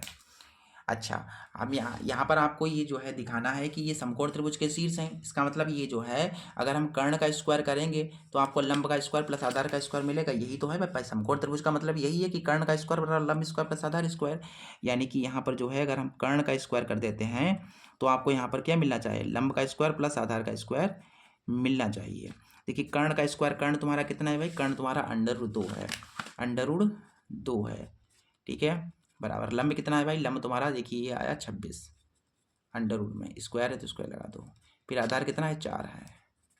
देखिए स्क्वायर से रूट करिए दो आ जाएगा, यहाँ पर 26 के रूट का 26, 26 में 16 जोड़ दोगे तो 26 और 16 कितने हो जाएंगे, 20 30 42, ठीक है, ठीक है ना, बिल्कुल। बेटा ये जो है ये तुम्हारे पास जो है बराबर आया, नहीं आया बराबर, क्यों नहीं बराबर आया बेटा, बराबर आएगा क्योंकि हमारा ये क्वेश्चन गलत है बेटा, क्वेश्चन गलत। क्या है भाई क्वेश्चन में गलती क्या थी, मुझे लग रहा है कि यहाँ पर प्लस माइनस में इन्होंने गलती कर दी है बेटा, क्वेश्चन ऐसे ही आपको करना, क्वेश्चन ऐसे ही करना है, ठीक है। क्या है भाई यहाँ पर कहीं पर मुझे, मैंने जब पिछले ईयर क्वेश्चन कराया था, ये क्वेश्चन ये वाला कराया था तो इसमें मिस्टेक थी, ठीक है। मिस्टेक क्या है भाई, कहीं पर माइनस होगा शायद, ये वाला माइनस होगा, ये माइनस होगा, कहीं पर दिक्कत है इसमें, ये क्वेश्चन गलत है थोड़ा सा, ठीक है। ये वाला क्वेश्चन आपका थोड़ा सा गलत है, इसलिए हमारा ये सिद्ध नहीं हो पाया है, ठीक है। ये सिद्ध इसलिए नहीं आया, अगर ये वाला आप कहीं पर इसको सही कर लोगे ना, इसको सही कर लोगे तो आपका ये बराबर आ जाएगा यहाँ पर, बाकी अप्रोच यही रहेगा तुम्हारा, ठीक है। ऐसे आपको ये क्वेश्चन को करना था बेटा। और ये जो क्वेश्चन है इसका जो है व्हाट्सएप ग्रुप ज्वाइन कर लीजिए, इसका जो सही जो राइट क्वेश्चन है, मतलब इसको मैं सही करके आपको बता दूंगा, ये जो क्वेश्चन है मैं देख लूंगा कि इसका सही क्वेश्चन क्या है, ठीक है। ये तो गलत दिया गया है, इसको जब सही करके मैं देखूंगा फिर आपको सोल्यूशन इसका करा दूंगा, ठीक है। चलिए हमें क्या पता था ये क्वेश्चन गलत है कि नहीं, जो इसमें क्वेश्चन आ रहे भाई मैं करा रहा हूँ, मुझे थोड़ी ना पता ये क्वेश्चन गलत है सही है, मतलब हो कभी कभार मिस्टेक हो जाती है इंसॉल्वेंट पेपर में, कभी कभार जो है क्वेश्चन पेपर मतलब क्वेश्चन छपने में गलती हो जाती है, बाकी सभी क्वेश्चन नहीं गलत होते हैं यार, एक दो क्वेश्चन हो सकते हैं गलत हो जाते हैं, पूरे अनसॉल्व में एक दो क्वेश्चन गलत हो जाते हैं, छप जाते हैं, तो रेयर है भाई, हो सकती है गलती, सबसे होती हैं, ठीक है। आज अगले क्वेश्चन में कह रहा है कि चित्र में ओ ए इंटू ओ बी बराबर ओ सी इंटू ओ डी है, तो सिद्ध कीजिए कि कोण ए बराबर कोण सी और कोण बी बराबर कोण डी, ये आपको आकृति दे रखी है, ठीक है। बहुत तेज मैंने पढ़ा है ना, आपको समझ में आया, नहीं आया कोई दिक्कत ना, मैं समझा दूंगा। देखो यहाँ पर कुछ इस तरीके से जो है एक आकृति जो है बनाई गई है, इन्होंने बनाई है, ठीक है। यहाँ पर तुम्हारा ओ है, यहाँ पर ए है, यहाँ पर डी है, इस क्वेश्चन में कुछ ना है बेटा, इस वाले क्वेश्चन में नथिंग, कुछ भी नहीं है, नथिंग स्पेशल, कुछ भी स्पेशल ना है, बहुत आसान है, ठीक है। अब आपको गुरुजी बहुत कठिन लग रहा है, ये तो देखने में ही बहुत मतलब टफ दे दिया इन्होंने, अरे यार बहुत आसान है ये क्वेश्चन, ठीक है। बाकी ये क्वेश्चन इंपॉर्टेंट भी उतना ही है जितना ये आसान है, ठीक है। बेटा यहाँ पर ये दिया गया है हमें, आकृति दी गई थी मैंने बना ली, फिर ओ ए इंटू ओ बी बराबर ओ सी इंटू ओ डी ये दे रखा है हमें, तो यहाँ से मैं क्या कर सकता हूँ, ओ ए ये गुणा में ओ सी तो बट्टे में आ जाएगा, फिर क्या है ये ओ डी है, ओ भी इसका बट्टे में पहुँच जाएगा इसके, मतलब ये दिया था मैंने इसको ऐसे कर दिया, ऐसे करके मैंने लिख दिया इसको, ठीक है। अच्छी बात है, फिर क्या है भाई, फिर क्या हमको दे रखा है, हमें सिद्ध करना है, उसके बाद हमें क्या करना है, हमें यहाँ पर सिद्ध करना है, फिर ये दिया गया है फिर हमें सिद्ध करना है, हमें सिद्ध करना है यहाँ पर कि कोण जो ए है वो कोण सी के बराबर है तथा जो कोण V है वो बराबर है कोण D के। तो बेटा ये कैसे हो पाएगा, जब आप इस वाले त्रिभुज को इस वाले त्रिभुज के सर्वांगसम दिखा दोगे तो उसके सभी कोण बराबर हो जाएंगे। ठीक है, तो सर्वांगसम दिखाने के लिए दो भुजाएं बराबर दिखानी, एक कोण बराबर दिखाना है। एक कोण पर चलिए सबसे पहले बराबर दिखाते हैं। कौन से त्रिभुज में? त्रिभुज त्रिभुज AOD और COD में। चलिए इस त्रिभुज में चलते हैं, शेयर करते हैं इसकी। देखिए यहाँ पर क्या है, त्रिभुज AOD तथा त्रिभुज COV में, इस वाले और इस वाले त्रिभुज में आप देखेंगे तो यहाँ का जो कोण होगा वो यहाँ के कोण के बराबर होगा। क्यों बराबर बराबर होगा? क्योंकि सम्मुख कोण है, आमने सामने, यानी कि शीर्षामुख कोण है। ठीक है, तो सामने के जो है आमने सामने के कोण बराबर होते हैं, सम्मुख कोण बराबर होते हैं। इसका मतलब ये कोण जो है, जो कोण तुम्हारा AOD है, ये वाला जो कोण है AOD है, वो किसके बराबर हो जाएगा? वो बराबर हो जाएगा COV के। क्यों बराबर होगा बेटा? क्यों बराबर होगा? क्योंकि ये सम्मुख कोण है और सम्मुख कोण हमेशा बराबर होते हैं, सम्मुख कोण है इसलिए ये बराबर होंगे।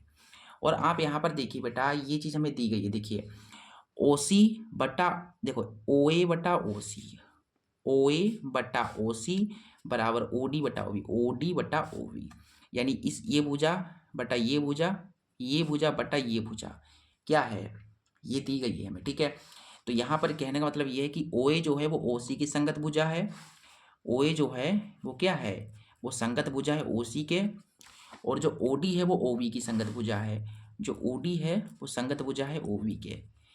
क्या है ये दो, देखिए ये कोण बराबर हमने दिखा दिया और ये दो भुजाएं बराबर हो गई। क्यों बराबर हो गई भाई? क्योंकि ये संगत भुजाएं हैं, संगत भुजाएं हैं, और बाकी ये हमें दिया भी गया है संगत भुजा है। ठीक है, तो संगत भुजा है और एक कोण बराबर है, दो संगत भुजाएं बराबर हैं। देखिए यहाँ पर एक कोण बराबर है, दो भुजाएं बराबर हैं, तो यहाँ पर SAS लग जाएगा, SAS यानी एक एंगल बराबर, दो साइड बराबर। तो ऐसा हमने दिखा दिया, हमने दो भुजाएं बराबर दिखा दी, एक कोण बराबर दिखा दिया, तो ये दोनों त्रिभुज कैसे हो गए? सर्वांगसम हो गए। इसलिए ये जो त्रिभुज तुम्हारा AOD है वो क्या हो जाएगा? सर्वांगसम हो जाएगा त्रिभुज COV के। ठीक है, अब सर्वांगसम हो गया है तो इसके सभी अंग बराबर हो जाएंगे, यानी सभी कोण बराबर हो जाएंगे, यानी कोण A बराबर कोण C होगा, कोण B बराबर कोण D होगा, बस हो गया। ठीक है, इसलिए जो हमारा जो कोण A है वो बराबर होगा कोण C के। ठीक है, तथा जो कोण V है वो बराबर होगा कोण D के। मतलब ये वाला जो कोण यहाँ का है वो बराबर होगा यहाँ के कोण के, और जो यहाँ का कोण है वो बराबर होगा यहाँ के कोण के। ठीक है, अगर यहाँ पर x बन रहा है तो यहाँ पर भी x बनेगा, अगर यहाँ पर y बन रहा है तो यहाँ पर भी y बनेगा। ठीक है, और यहाँ पर अगर थीटा बन रहा है तो यहाँ का भी थीटा होगा। ऐसे करके जो है ये सिद्ध करना था बेटा, ये हो गया तुम्हारा प्रूफ। ठीक है, चलिए आशा करता हूँ आपको ये क्वेश्चन समझ में आया होगा, बहुत आसान था। अगले क्वेश्चन पे आ जाओ। अगला क्वेश्चन कह रहा है कि भूमि के एक बिंदु P से एक 10 मीटर ऊंचे भवन के शिखर पर शिखर का उन्नयन कोण 30 डिग्री है। भवन के शिखर पर एक ध्वज है, ध्वज के शिखर का P से उन्नयन कोण 45 डिग्री है, तो ध्वज खंड की लंबाई तथा बिंदु P की भवन से दूरी ज्ञात कीजिए। 4 नंबर में क्वेश्चन है। देखिए ये बेटा क्वेश्चन इंपॉर्टेंट है 2025 बोर्ड एग्जाम के लिए। ठीक है, देख लो ये बहुत इंपॉर्टेंट क्वेश्चन है। हमारा दिल कह रहा है कि ये क्वेश्चन आ जाएगा और एक्सपीरियंस हमारा बता रहा है कि ये क्वेश्चन आ सकता है। ठीक है, ये क्वेश्चन क्या कह रहा है कि भूमि के एक बिंदु P से एक 10 मीटर ऊंचे भवन के शिखर का उन्नयन कोण। अच्छा क्या है? पहले तो जमीन होगी, यानी कि भूमि होगी कुछ इस तरीके से भाई। अच्छा, भूमि होगी, भूमि के भाई कहीं पर एक भवन खड़ा होगा जो कि इस तरीके से भवन है, और कहा गया है कि भूमि पर कोई एक बिंदु है, तो इस भूमि पर मैंने एक बिंदु, ये वाला बिंदु ले लिया, बिंदु P। बोला गया कि भूमि पर एक बिंदु P है, तो मैंने भाई इस भूमि पर एक बिंदु P ले लिया। फिर बोला गया है आगे क्वेश्चन, अपने अनसॉल्व पेपर को अपने सामने रखिए। ठीक है, मैं यहाँ पढ़ रहा हूँ, आपको अपने अनसॉल्व में देखना है। बोला गया कि भूमि पर एक स्थित बिंदु P था, मैंने ले लिया। 10 मीटर ऊंचा भवन, यानी कि ये भवन जो बनाया है ये कितना मीटर ऊंचा है? ये 10 मीटर ऊंचा भवन है। ठीक है, 10 मीटर ऊंचे भवन का उन्नयन कोण 30 डिग्री है, यानी कि ये वाला जो P है और ये इसका जो शिखर है इसके साथ जो कोण बन रहा है 30 डिग्री का। कितना डिग्री का बन रहा है कोण? 30 डिग्री का कोण बन रहा है। उसके बाद बोला गया कि भवन के शिखर पर एक ध्वज है, यानी भवन के शिखर पर एक ध्वज लगा हुआ है, एक फ्लैग लगा हुआ है, एक झंडा लगा हुआ है, इस तरीके से मान लीजिए, इस तरीके से ये झंडा लगा हुआ है। ठीक है, ध्वज के शिखर का, यानी कि ध्वज का शिखर ये है, इसका पी से उन्नयन कोण, यानी इसका जो है इस पी से जो उन्नयन कोण है वो कितना है, 45 डिग्री है। कितना है, 45 डिग्री है। ठीक है, कितना है, 45 डिग्री है। ये 45 डिग्री है। तो आपको यहाँ पर बताना है ध्वजखंड की लंबाई। ये जो ध्वजखंड है यहाँ से लेकर के यहाँ तक, यहाँ से लेकर के यहाँ तक इसकी लंबाई बतानी है। और बिंदु P की भवन से दूरी, यानी कि इस P की इस भवन से दूरी, यानी यहाँ से लेकर के यहाँ तक की दूरी बतानी है। इसे A नाम दे दो, इसे B नाम दे दो, इसे C और इसे तो P है ही। ठीक है, ये तो P पहले से ही है। समझ गए क्वेश्चन को। हमें क्या निकालना है, हमें इस ध्वजखंड की लंबाई बतानी है और ये जो P बिंदु है इस ये भवन से कितनी दूरी पर है ये बताना है, यानी PC बताना है। चलिए सबसे छोटे वाले त्रिभुज में सबसे पहले छोटा त्रिभुज कौन सा है, इसमें BPC है। मैं आपको बताता हूँ, मैं हमेशा आपसे कहता हूँ कि सबसे छोटे वाला आपको त्रिभुज सबसे पहले लेना है। सबसे छोटा वाला त्रिभुज सबसे पहले लेना है। तो इसमें त्रिभुज कौन सा है भाई, देखो सबसे पहले हम त्रिभुज BPC में चलेंगे। VPC में इस वाले त्रिभुज में आप देखेंगे टेन थीटा को लेंगे। टेन थीटा बराबर होता है लंब बटा आधार। देखिए टेन थीटा कितना है बेटा इसका, इस छोटे वाले त्रिभुज का, इस छोटे वाले त्रिभुज का थीटा 30 है। लंब देखो 10 है। आधार तुम्हारा देखिए PC है। टेन 30 का मान 1/√3 होता है और ऊपर 10 है, नीचे PC है। PC की 1 से गुणा होगी तो PC आएगा और √3 की 10 से गुणा होगी तो 10√3 मीटर ये आ जाएगा तुम्हारे पास PC, यानी यहाँ से लेकर यहाँ तक की दूरी 10√3 मीटर हो गई है। इसके बाद बड़ा वाला त्रिभुज लीजिए, त्रिभुज APC में। त्रिभुज APC में इस वाले त्रिभुज में भी आप टेन थीटा ही लेंगे। टेन थीटा बराबर होता है लंब बटा आधार। देखिए टेन थीटा बड़े वाले का 45 है। लंब कितना है पूरा का पूरा, देखिए लंब कितना है ये AC कब मिलेगा, ये पूरा लंब कब मिलेगा, जब आप इस AB में इस BC को जोड़ोगे, यानी इस AB में इस 10 को जोड़ोगे, यानी AB + 10 करोगे तब मिलेगा आपको AB + 10। A कितना है, देखिए ये A माने आधार कितना है, ये देखिए 10√3 है। ठीक है, ये हो गया यहाँ तक। ठीक है, आगे देखो टेन 45 का मान 1 होता है और यहाँ पर तुम्हारे पास AB है, फिर ये तुम्हारा यहाँ पर क्या है 10 है और बटा में 10√3 है।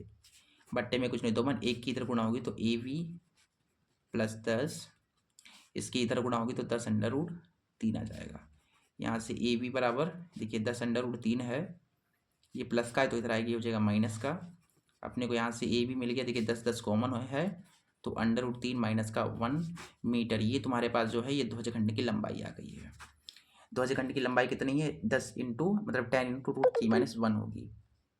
आगे देखिए हमें ध्वजखंड की लंबाई के साथ साथ हमें PC बताना था, यहाँ से लेकर के यहाँ तक की दूरी बतानी थी, यानी ये PC बताना था। देख लीजिए PC भी आ गया यहाँ से, ये तो आंसर यहीं से मिल गया था 10√3। भाई PC 10 था, देखो 10√3 आ गया। तो यहाँ से ऐसा करके ले दो कि अतः बिंदु P की भवन से दूरी इतनी होगी और ध्वजखंड की लंबाई इतनी होगी। ये क्या है, ये है ध्वजखंड की लंबाई। ठीक है, चलिए इस तरीके से इस क्वेश्चन को डील करना था, क्रैक करना था। ठीक है, अगले क्वेश्चन पे आ जाओ। अगला क्वेश्चन कह रहा है कि यदि निम्नलिखित आंकड़ों का माध्यक 525 है, बारंबारताओं का योगफल, ये बारंबारता जो दे रखी है, ये बारंबारता सॉरी ये वाली ये बारंबारता है, ये इसका जो योगफल है वो है यहाँ पर 100। तो x और y का मान ज्ञात करना है। चलिए सबसे पहले तो वर्ग अंतराल है, उसके बाद एक बारंबारता है। बहुत इंपॉर्टेंट क्वेश्चन है। ठीक है, ये क्वेश्चन जो मैं करने जा रहा हूँ ना बहुत इंपॉर्टेंट है, याद रखिएगा। ये क्वेश्चन बहुत इंपॉर्टेंट है, तैयार हर बच्चे का होना चाहिए। ठीक है, x और y मान निकालते हैं, ऐसे करके माध्यक दिया जाता है, फिर x और y का मान निकालने के लिए कहता है। सबसे पहले हमें वर्ग अंतराल दिया गया है 0 से 100 से 100, फिर 100 से 200, 200 से 300, 300 से है 400, 400 से 500, 500 से 600, 600 से 700, 700 से 800, 800 से 900, फिर लास्ट में 900 से 1000। ये है तुम्हारे पास। फिर बारंबारता कितनी है आपको दिख रहा है, नहीं दिख रहा है, कभी कभार जो है कैमरे से आंखें हट जाती हैं, ध्यान हट जाता है, ठीक है। इस कारण से जो है ध्यान नहीं रहता है, मैं लिखते जाता हूँ, पढ़ाते जाता हूँ, ठीक है। उसके लिए क्षमा करना, ठीक है। देखो बारंबारता क्या दे रखी है, 2 है, 5 है, फिर x है, फिर 12 है, फिर 17 है, फिर 20 है। भाई क्या है ये, इसका इसका, ये इसका, ये इसका इसका, और ये इसका। अच्छा फिर यहाँ पर आएगा, फिर ये y है, फिर यहाँ पर 9 है, फिर 7 है, फिर 4 है। ऐसे करके बिल्कुल कंफ्यूज हो जाओगे, इतना लंबा दे रखा है इन्होंने, ठीक है। फिर आपको यहाँ पर बताया गया है, क्या बताया गया भाई, अभी भी कुछ बताया गया है, बिल्कुल बिल्कुल बताया गया है आपको कि ये जो बारंबारता है, बारंबारताओं का योगफल 100 है। बारंबारता कौन सी है भाई, बारंबारता ये है। तो इसका योगफल यानी कि इनको अगर आप जोड़ोगे तो आपको कितना मिलेगा, 100 मिलेगा। कितना मिलेगा आपको, 100 मिलेगा, यानी कि इनका जो योग होगा वो 100 के बराबर होगा, ठीक है। आपको यहाँ पर एक और चीज़ दी गई है, आपको यहाँ पर जो है माध्यक दिया गया है। माध्यक इसका जो है, इसका जो माध्यक है वो 525 है। इस सारणी का माध्यक कितना है, तो आपको यहाँ पर ये जो x है और ये जो y है, ये आपको बताना है। क्या बताना है आपको, x का मान और y का मान आपको बताना है यहाँ पर, ठीक है। देखिए माध्यक निकालने के लिए आपको CF बनानी पड़ती है, नहीं बनानी पड़ती है, बताओ। क्योंकि आपको पता है माध्यक का सूत्र, माध्यक निकालने के लिए जो सूत्र होता है वो क्या होता है, माध्यक बराबर होता है क्या होता है भाई, L plus n/2 minus CF upon F गुणा H, ये होता है सूत्र बेटा, ठीक है। इसमें CF की देखिए जरूरत पड़ रही है, नहीं पड़ रही है, बताओ। CF की जरूरत पड़ रही है, नहीं पड़ रही है, तो CF बनाना पड़ेगा इसमें, ठीक है। CF क्या होता है, CF बोले तो संचयी बारंबारता, ठीक है। संचयी बारंबारता कैसे बनती है, जो बारंबारता है इसका जो पहला आंकड़ा है उसको वैसा वैसा ही लिख दो, जैसे 2 है तो 2 को 2 ही लिख दो, फिर आपको क्रॉस में जोड़ना है। 5 में 2 जोड़ोगे 7 हो जाएंगे, 7 में x जोड़ोगे तो 7 प्लस x, 7 में 12 जोड़ दोगे तो 7 और 12 19 प्लस x, 19 में 17 जोड़ोगे तो 9 7 20 और 20 30 36 हो जाएंगे, 36 प्लस x, 36 में 20 जोड़ोगे 3 2 5 50, यानी 56 प्लस x, 56 में 22 जोड़ देना है, यानी कि 56 प्लस x है, इसमें 22 भी जोड़ दो, फिर इसमें 9 6 15 यानी कि 65, 65 प्लस x प्लस y, 65 में 7 जोड़ने यानी कि 72 हो गए, 72 प्लस x प्लस y, 72 में 4 जोड़ दोगे तो 76 प्लस x प्लस y, ठीक है। अच्छा बेटा मैंने आपको क्या बताया था, मैंने आपको बताया था कि जो CF है, ये जो CF है इसका जो लास्ट वाला नंबर होता है, ये जो लास्ट वाला नंबर होता है ये हमेशा इसके बराबर होता है, मतलब इनका जो योगफल होता है उसके बराबर होता है, बारंबारता के योगफल के बराबर होता है। इसका मतलब ये है कि जो 76 प्लस x प्लस वाई है, देखो यहाँ पर मैं आपको समझाना चाहूँगा, देखो यहाँ पर ये जो 76 प्लस x प्लस वाई है, ये जो 76 प्लस x प्लस वाई है, ये किसके बराबर होगा, 100 के बराबर होगा। क्यों बराबर होगा भाई, क्योंकि आपको पता होना चाहिए यह जो लास्ट वाला नंबर है वो यहाँ के बराबर होता है, बारंबारता के योगफल के बराबर होता है। तो यहाँ से अपने को मिल जाएगा x प्लस वाई बराबर, देखिए 100 और ये प्लस का 16 76, इधर माइनस का हो जाएगा 76 4 80 यानी कि 24, ये आ जाएगा तुम्हारे पास, 100 से 76 का 24 बचे, ठीक है। इसके बाद देखिए यहाँ पर मान की जरूरत पड़ेगी, f चाहिए होगा, तो भाई इसमें सबसे बड़ा कौन है, इसमें सबसे बड़ा जो होगा वही f होगा, तो इसमें सबसे बड़ा 20 है, तो f तुम्हारा 20 हो गया। f के सामने वाले के ऊपर वाला CF होता है, ठीक है। इसके देखो f के सामने वाले ये है, इसके ऊपर वाला ये हो जाएगा CF, तो CF तुम्हारी ये हो गई, CF कितना हो गया, CF ये हो गया, और f कितना हो गया, f इतना हो गया। f के पीछे वाला जो होगा वो l होगा, तो l कितना है, 500 है, ठीक है। l कितना है, 500 है। अच्छा आ जाओ, अब जो मान मिल गए हैं इनको यहाँ पर रख दो, ठीक है। माध्यक देखिए यहाँ पर कितना है, माध्यक आपको दे रखा है 525 है, 525 है। L कितना है बेटा, L देखिए 500 है, देखिए 500 L है, ठीक है। N कितना है, देखो N यहाँ पर ये जो N है ये 100 है, 100 को 2 से डिवाइड करोगे तो 50 आएंगे यहाँ पर। फिर CF कितना है, CF आपका है 36 प्लस x, क्या है यहाँ पर 36 प्लस x बटा f कितना है तुम्हारा 20 है, देखिए f 20 है गुणा h बोले तो अंतर, बताओ अंतर कितने कितने का इसमें, 20 200 में से 100 गए 100, 300 में से 200 गए 100, 400 में से 300 गए 100, यानी 100 का अंतर है इसमें, ठीक है। देखो ये कट जाएगा, 2 पंचे 10, ठीक है। देखिए यहाँ पर क्या है 525 है, ये प्लस के 500 इधर आएंगे, ये हो जाएगा माइनस के 500, और यहाँ पर क्या बचेगा देखो 50, और ये माइनस अंदर गुणा करेगा तो प्लस का 36, ये हो जाएगा माइनस का 36, और ये माइनस प्लस ये माइनस एक्स, और ये गुणा में कितना है 5 है। ठीक है, यहाँ तक क्लियर है? आगे आ जाओ, आगे आ जाओ भाई। देखो 525 में से 500 चले गए तो यहाँ पर 25 बचेंगे, फिर 500 में से 36 चले गए तो 14 बचेंगे, फिर यहाँ पर माइनस एक्स है, फिर गुणा में कितना है 5 है, 5 से कट जाएगा पचम 25, यानी इधर 5 आया, इधर तुम्हारा कितना आएगा 14 माइनस एक्स, यानी कि एक्स का मान यहाँ पर से कितना मिलेगा 5 माइनस 14, यानी कि 9 5 14 माइनस 9। तो एक्स का मान तो आपको देखने को मिला है 9, तो एक्स का मान कितना है भाई 9 है, एक्स का मान कितना है 9 है। अच्छा, एक्स का मान मिल गया तो इस वाली समीकरण में आप जो है मान रख दो एक्स का, तो बाई का मान मिल जाएगा भाई। एक्स का पूछा गया तो बाई का, एक्स और बाई का पूछा गया था मान, इस एक्स का मान समीकरण फर्स्ट में रखो। तो समीकरण फर्स्ट से क्या यहाँ पर एक्स प्लस बाई है, तो एक्स यहाँ पर 9 आया, तो यहाँ से देखने को मिलेगा वाई का मान, देखिए 24 प्लस का 9 इधर आएगा माइनस का 9 हो जाएगा, और 9, ठीक है, 14 14 में से 9 गए 7, कितने बचे 5 बचे ना, 9 5 14 5, यानी कि 15। ठीक है, 15 आएगा यहाँ पर तुम्हारा आंसर। तो भाई एक्स का मान कितना है 9 है, और बाई का मान कितना है 15 है। ठीक है, ठीक है, एक्स का मान 9 है और बाई का मान 15 है। बहुत धीरे धीरे मैंने भी किया है और आपको भी करना पड़ेगा, क्योंकि जल्दबाजी करोगे तो गलती हो जाएंगी, और एक मिस्टेक, एक प्लस या माइनस, एक नंबर आपका पूरा क्वेश्चन गलत कर देगा, आपकी पूरी मेहनत खराब कर देगा। इसलिए बेहतर ये रहेगा कि आप थोड़ा लेट करें, मतलब थोड़ा भले ही आप टाइम दे दें लेकिन सही करें। ठीक है, अब जल्दबाजी में आप सभी क्वेश्चन गलत करके आ गए, अब आपको कि अरे मैंने तो सभी किए लेकिन नंबर कैसे कम आए, क्योंकि आप जल्दबाजी में गलत कर देते हो। ठीक है, बिल्कुल आराम से करो, फ्री माइंड से।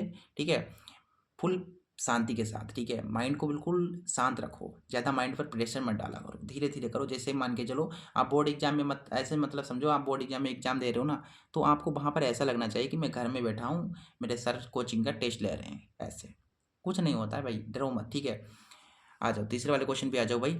तीसरा क्वेश्चन कह रहा है कि यदि 24 सेंटीमीटर ऊंचाई और 20 सेंटीमीटर व्यास की एक लकड़ी के वेलन में उसी आधार और उसी ऊंचाई का एक शंकु काट कर निकाल दिया जाता है, तो शेष ठोस का आयतन आयतन और संपूर्ण पृष्ठीय क्षेत्रफल ज्ञात कीजिए। अच्छी बात है, देखिए ये मेंसुरेशन का क्वेश्चन है। ठीक है, क्वेश्चन नंबर 3 6 नंबर का क्वेश्चन है। यहाँ पर क्या है कि 24 सेंटीमीटर ऊंचाई और 20 सेंटीमीटर व्यास की एक लकड़ी है, लकड़ी के वेलन, यानी कि भाई वेलन है लकड़ी के आकार का, ये आपका कुछ इस तरीके से जो है वेलन है।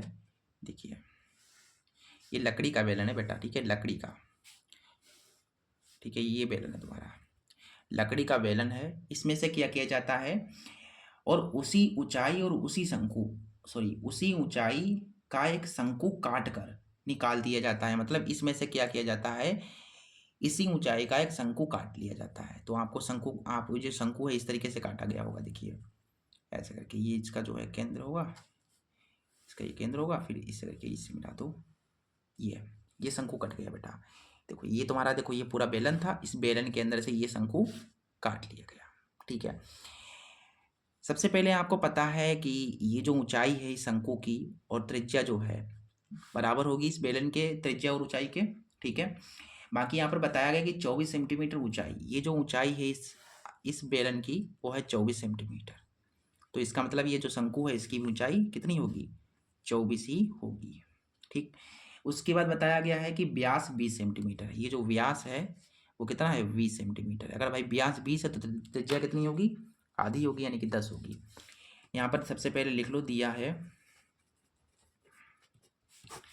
हमें यहाँ पर ऊंचाई दे रखी है। ठीक है, ऊंचाई दे रखी है 24 सेंटीमीटर, और जो त्रिज्या दे रखी है, देखिए यहाँ पर 20 व्यास है तो उसका आधा कर दोगे तो अपने को यहाँ से त्रिज्या मिल जाएगी, तो त्रिज्या कितनी हो जाएगी 10 सेंटीमीटर।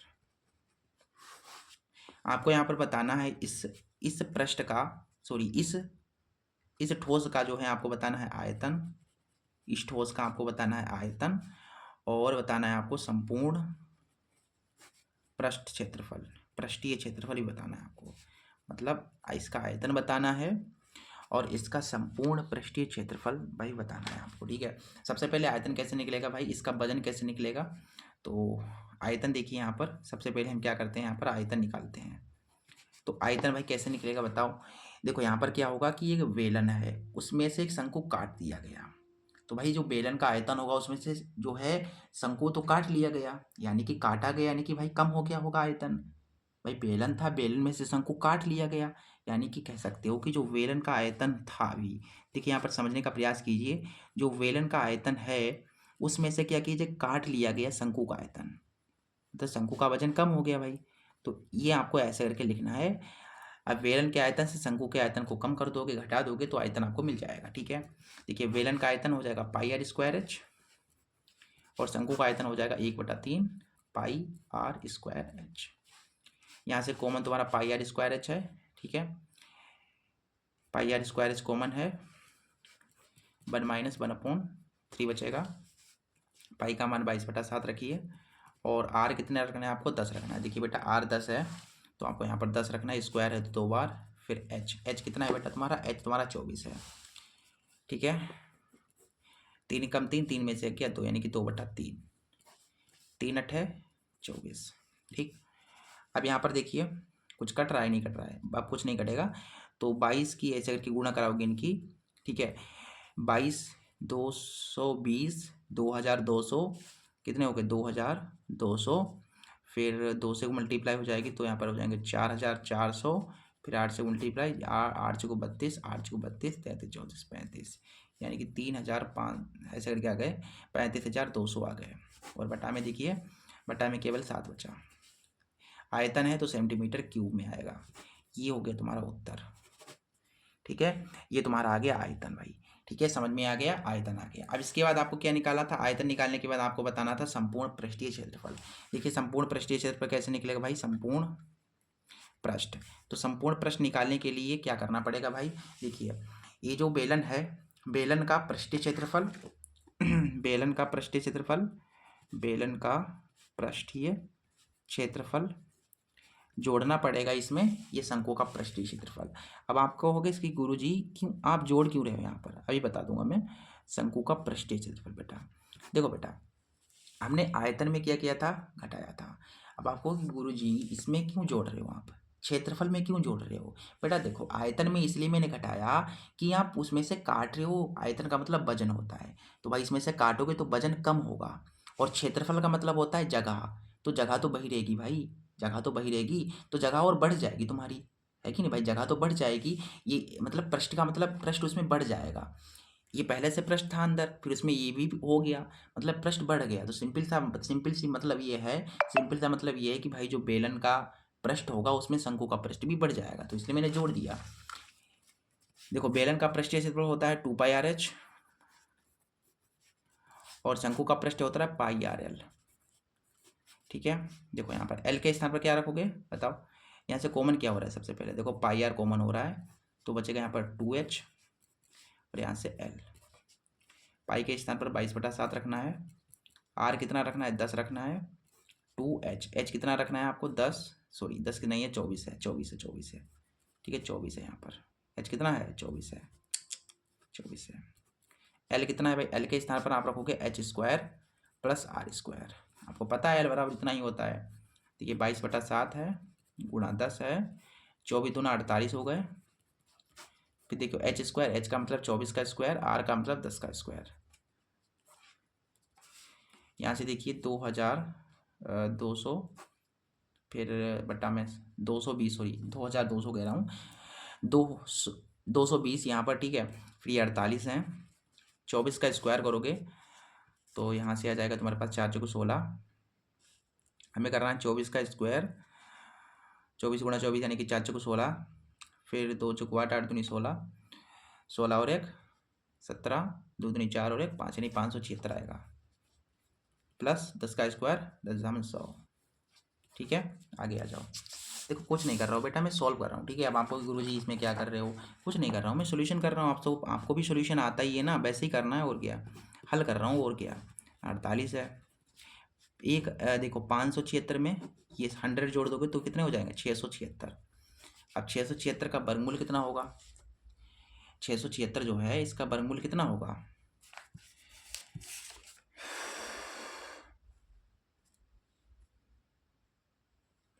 ठीक है बेटा। इसका वर्गमूल कितना होगा, 676 का जो है निकालना पड़ेगा बेटा। देखते हैं निकाल के कितना आता है। 2 तियाँ 6, 2 तियाँ 6, 2 अट्ठे 16, 2 एकम 2, 2 चंग 12, 2 नियम 18। फिर यहाँ से आ जाएगा 13 3 169, 13 एकम 13, 13 दूना 26, यानी कि 26 आएगा इसका। ठीक है, 220/7 48, कितना आएगा यहाँ पर 26 आएगा। 220/7 26 इसमें जोड़ दोगे जब तो 8 6 14, 4 5 6 और 1 7, 76 सॉरी 74। अब आप यहाँ पर गुणा करा दीजिए। 74 की गुणा 22 से क्या कराना है मुझको, 74 की गुणा करानी है मुझको 22 से। तो ये आ जाएगा तुम्हारे पास 74 गुणा 11 गुणा 2। तो यहाँ से आ जाएगा 4 7 4 11 और 8 गुणा 2, यानी कि 2 चौको 8, 2 एकम 2, 2 अट्ठे 16, यानी कि 16 28 00/7। ये आ गया तुम्हारा उत्तर। क्षेत्रफल यानी कि सेंटीमीटर स्क्वायर में आएगा। ठीक है, ये हो गया तुम्हारा उत्तर। ठीक है, समझ में आ गया, बहुत अच्छे तरीके से समझ में आया, बहुत बढ़िया करके समझाया ना मैंने, बहुत बढ़िया। अगले क्वेश्चन पे आ जाओ। इसका जो नेक्स्ट क्वेश्चन है वो क्या कह रहा है। इसका अथवा वाला क्वेश्चन कह रहा है कि एक 4 सेंटीमीटर त्रिज्या वाले एक वृत्त के त्रिज्य खंड का क्षेत्रफल ज्ञात कीजिए जिसका कोण 30 है, साथ ही दीर्घ त्रिज्य खंड का क्षेत्रफल भी ज्ञात कीजिए। बहुत बढ़िया प्यारा सा क्वेश्चन है। इसका अथवा वाला क्वेश्चन है बेटा, इसी का ये जो तीसरा क्वेश्चन है इसी का अथवा वाला क्वेश्चन है। इसमें क्या है, सबसे पहले देखिए, इसमें आपको एक वृत्त बनाना है। कुछ इस तरीके से वृत्त बना लेना है आपको। इस वृत्त का एक त्रिज्य खंड है भाई, इसका एक त्रिज्य खंड बना लो ऐसे करके। ये केंद्र है, फिर ये त्रिज्या मिला दो तो ये बन गया तुम्हारा त्रिज्य खंड। ये छोटा वाला त्रिज्य खंड है, ठीक है, ये लघु है। और ये जो ये आपको जो दिख रहा है ये वाला जो वाइट वाइट, ये आपका है दीर्घ। क्या है ये, दीर्घ त्रिज्य खंड है। दीर्घ त्रिज्य खंड, ये छोटा वाला त्रिज्य खंड है, ये दीर्घ त्रिज्य खंड यानी बड़ा वाला।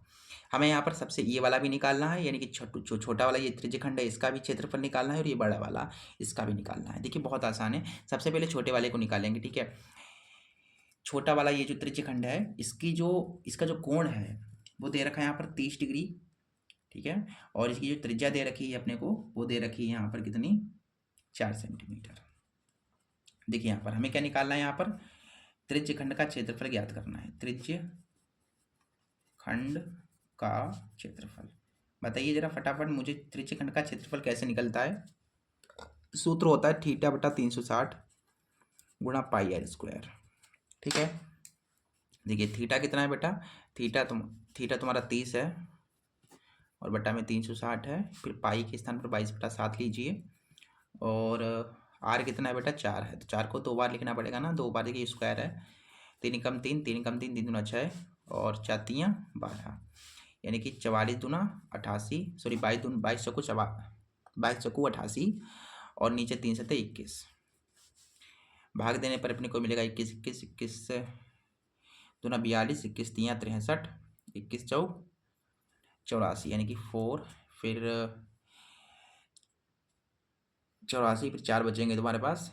तो 21 एकम 21, 4 पॉइंट कुछ आएगा बच्चा, कितना आएगा यहाँ पर इसका जो आएगा वो कितना आएगा भाई, 4.9 आएगा। ठीक है, 4.9 सेंटीमीटर स्क्वायर। ये आ गया तुम्हारे पास त्रिज्य खंड का क्षेत्रफल। उसके बाद आपको निकालना है दीर्घ त्रिज्य खंड का क्षेत्रफल। ये बड़ा वाला, ये जो वाइट वाइट दिख रहा है ना, ये वाला भी निकालना है। देखिए दीर्घ त्रिज्य खंड का क्षेत्रफल कैसे निकलेगा बच्चा, बताओ कैसे निकलेगा। इस पूरे के पूरे वृत्त में से ये लाल वाला घटा दूंगा, इस पूरे वृत्त के क्षेत्रफल में से ये लाल घटा दूंगा तो ये मिल जाएगा। यानी कि ये मिलेगा आपको वृत्त का क्षेत्रफल में से ये छोटा वाला ये जो त्रिज्य खंड आपने निकाला है 4.19, ये घटाना पड़ेगा। तो वृत्त का क्षेत्रफल क्या होता है, πr²। फिर ये 4.19 घटा दोगे तो मिल जाएगा। पाई के स्थान पर 22/7 लेना है आपको। कितना लेना है, 22/7 लेना है। और r², आर का मतलब कितना है, आर का मतलब है 4, 4 ही तो त्रिज्या है बेटा, 4 4.19। फिर 4 चकू 4 दूनी 8 हो जाएंगे, 4 8 32, 4 8 32 और 1 33, 4.19। इसको भाग दोगे फिर घटाओगे ये तो आपको यहाँ पर मिल जाएगा कितना, पता है आपको कितना मिल जाएगा यहाँ पर, तो आपको यहाँ पर मिल जाएगा 46.09 सेमी स्क्वायर। ये आपका हो जाएगा आंसर। ठीक है, आगे देखिए अगले वाले क्वेश्चन पे आ जाओ। ये क्वेश्चन बहुत आसान था, 6 नंबर का प्रश्न था, बहुत आसान था। ठीक है, अगला क्वेश्चन देखो। ये जो क्वेश्चन है इसका चौथा वाला क्वेश्चन है ना। ये चौथा क्वेश्चन कह रहा है कि एक नाव चालक नदी के बहाव के प्रतिकूल 10 किलोमीटर दूरी तय करके 50 मिनट में उसी स्थान पर लौट आता है। यदि नदी की चाल 5 किलोमीटर प्रति घंटा है तो स्थिर जल में नाव की चाल ज्ञात कीजिए। यहाँ पर हमको नाव की चाल निकालनी है बेटा। ठीक है, चलिए देखिए इसको कैसे करेंगे। क्वेश्चन है तुम्हारा, नाव की चाल हमें ज्ञात करनी है बेटा। क्या निकालना है हमें यहाँ पर नाव की चाल निकालनी है। ठीक है, क्वेश्चन नंबर चौथा है। तो बेटा यहाँ पर मानना पड़ेगा, तो हम यहाँ पर मान लेते हैं कि माना जो नाव है नहीं नहीं नहीं हाँ, नाव की जो चाल है। ठीक है बेटा, नाव की जो हमें बेटा नाव की चाल ही निकालनी है, तो मैं मान लेता हूँ नाव की चाल जो है वो क्या है, x है। ठीक है, देखो पहले क्या करता है वो नाव जो है, नाव को क्या करता है, पहले नाव को धारा के जो है अनुकूल चलाता है, फिर धारा के प्रतिकूल चलाता है। तो क्या करते हैं यहाँ पर सबसे पहले क्या करता है वो जो है नाव जो है वो क्या करता है, धारा के अनुकूल चलाता है। धारा के अनुकूल चलाने पर जो चाल होगी पता है बेटा क्या हो जाएगी। देखो धारा के अनुकूल यानी कि धारा के साथ साथ चलाना। अगर धारा लेफ्ट साइड चल रही है तो आप भी नाव भी लेफ्ट साइड ही चला रहे हो। ठीक है, तो मतलब ये है तो क्या होगी, चाल तो बढ़ जाएगी ना।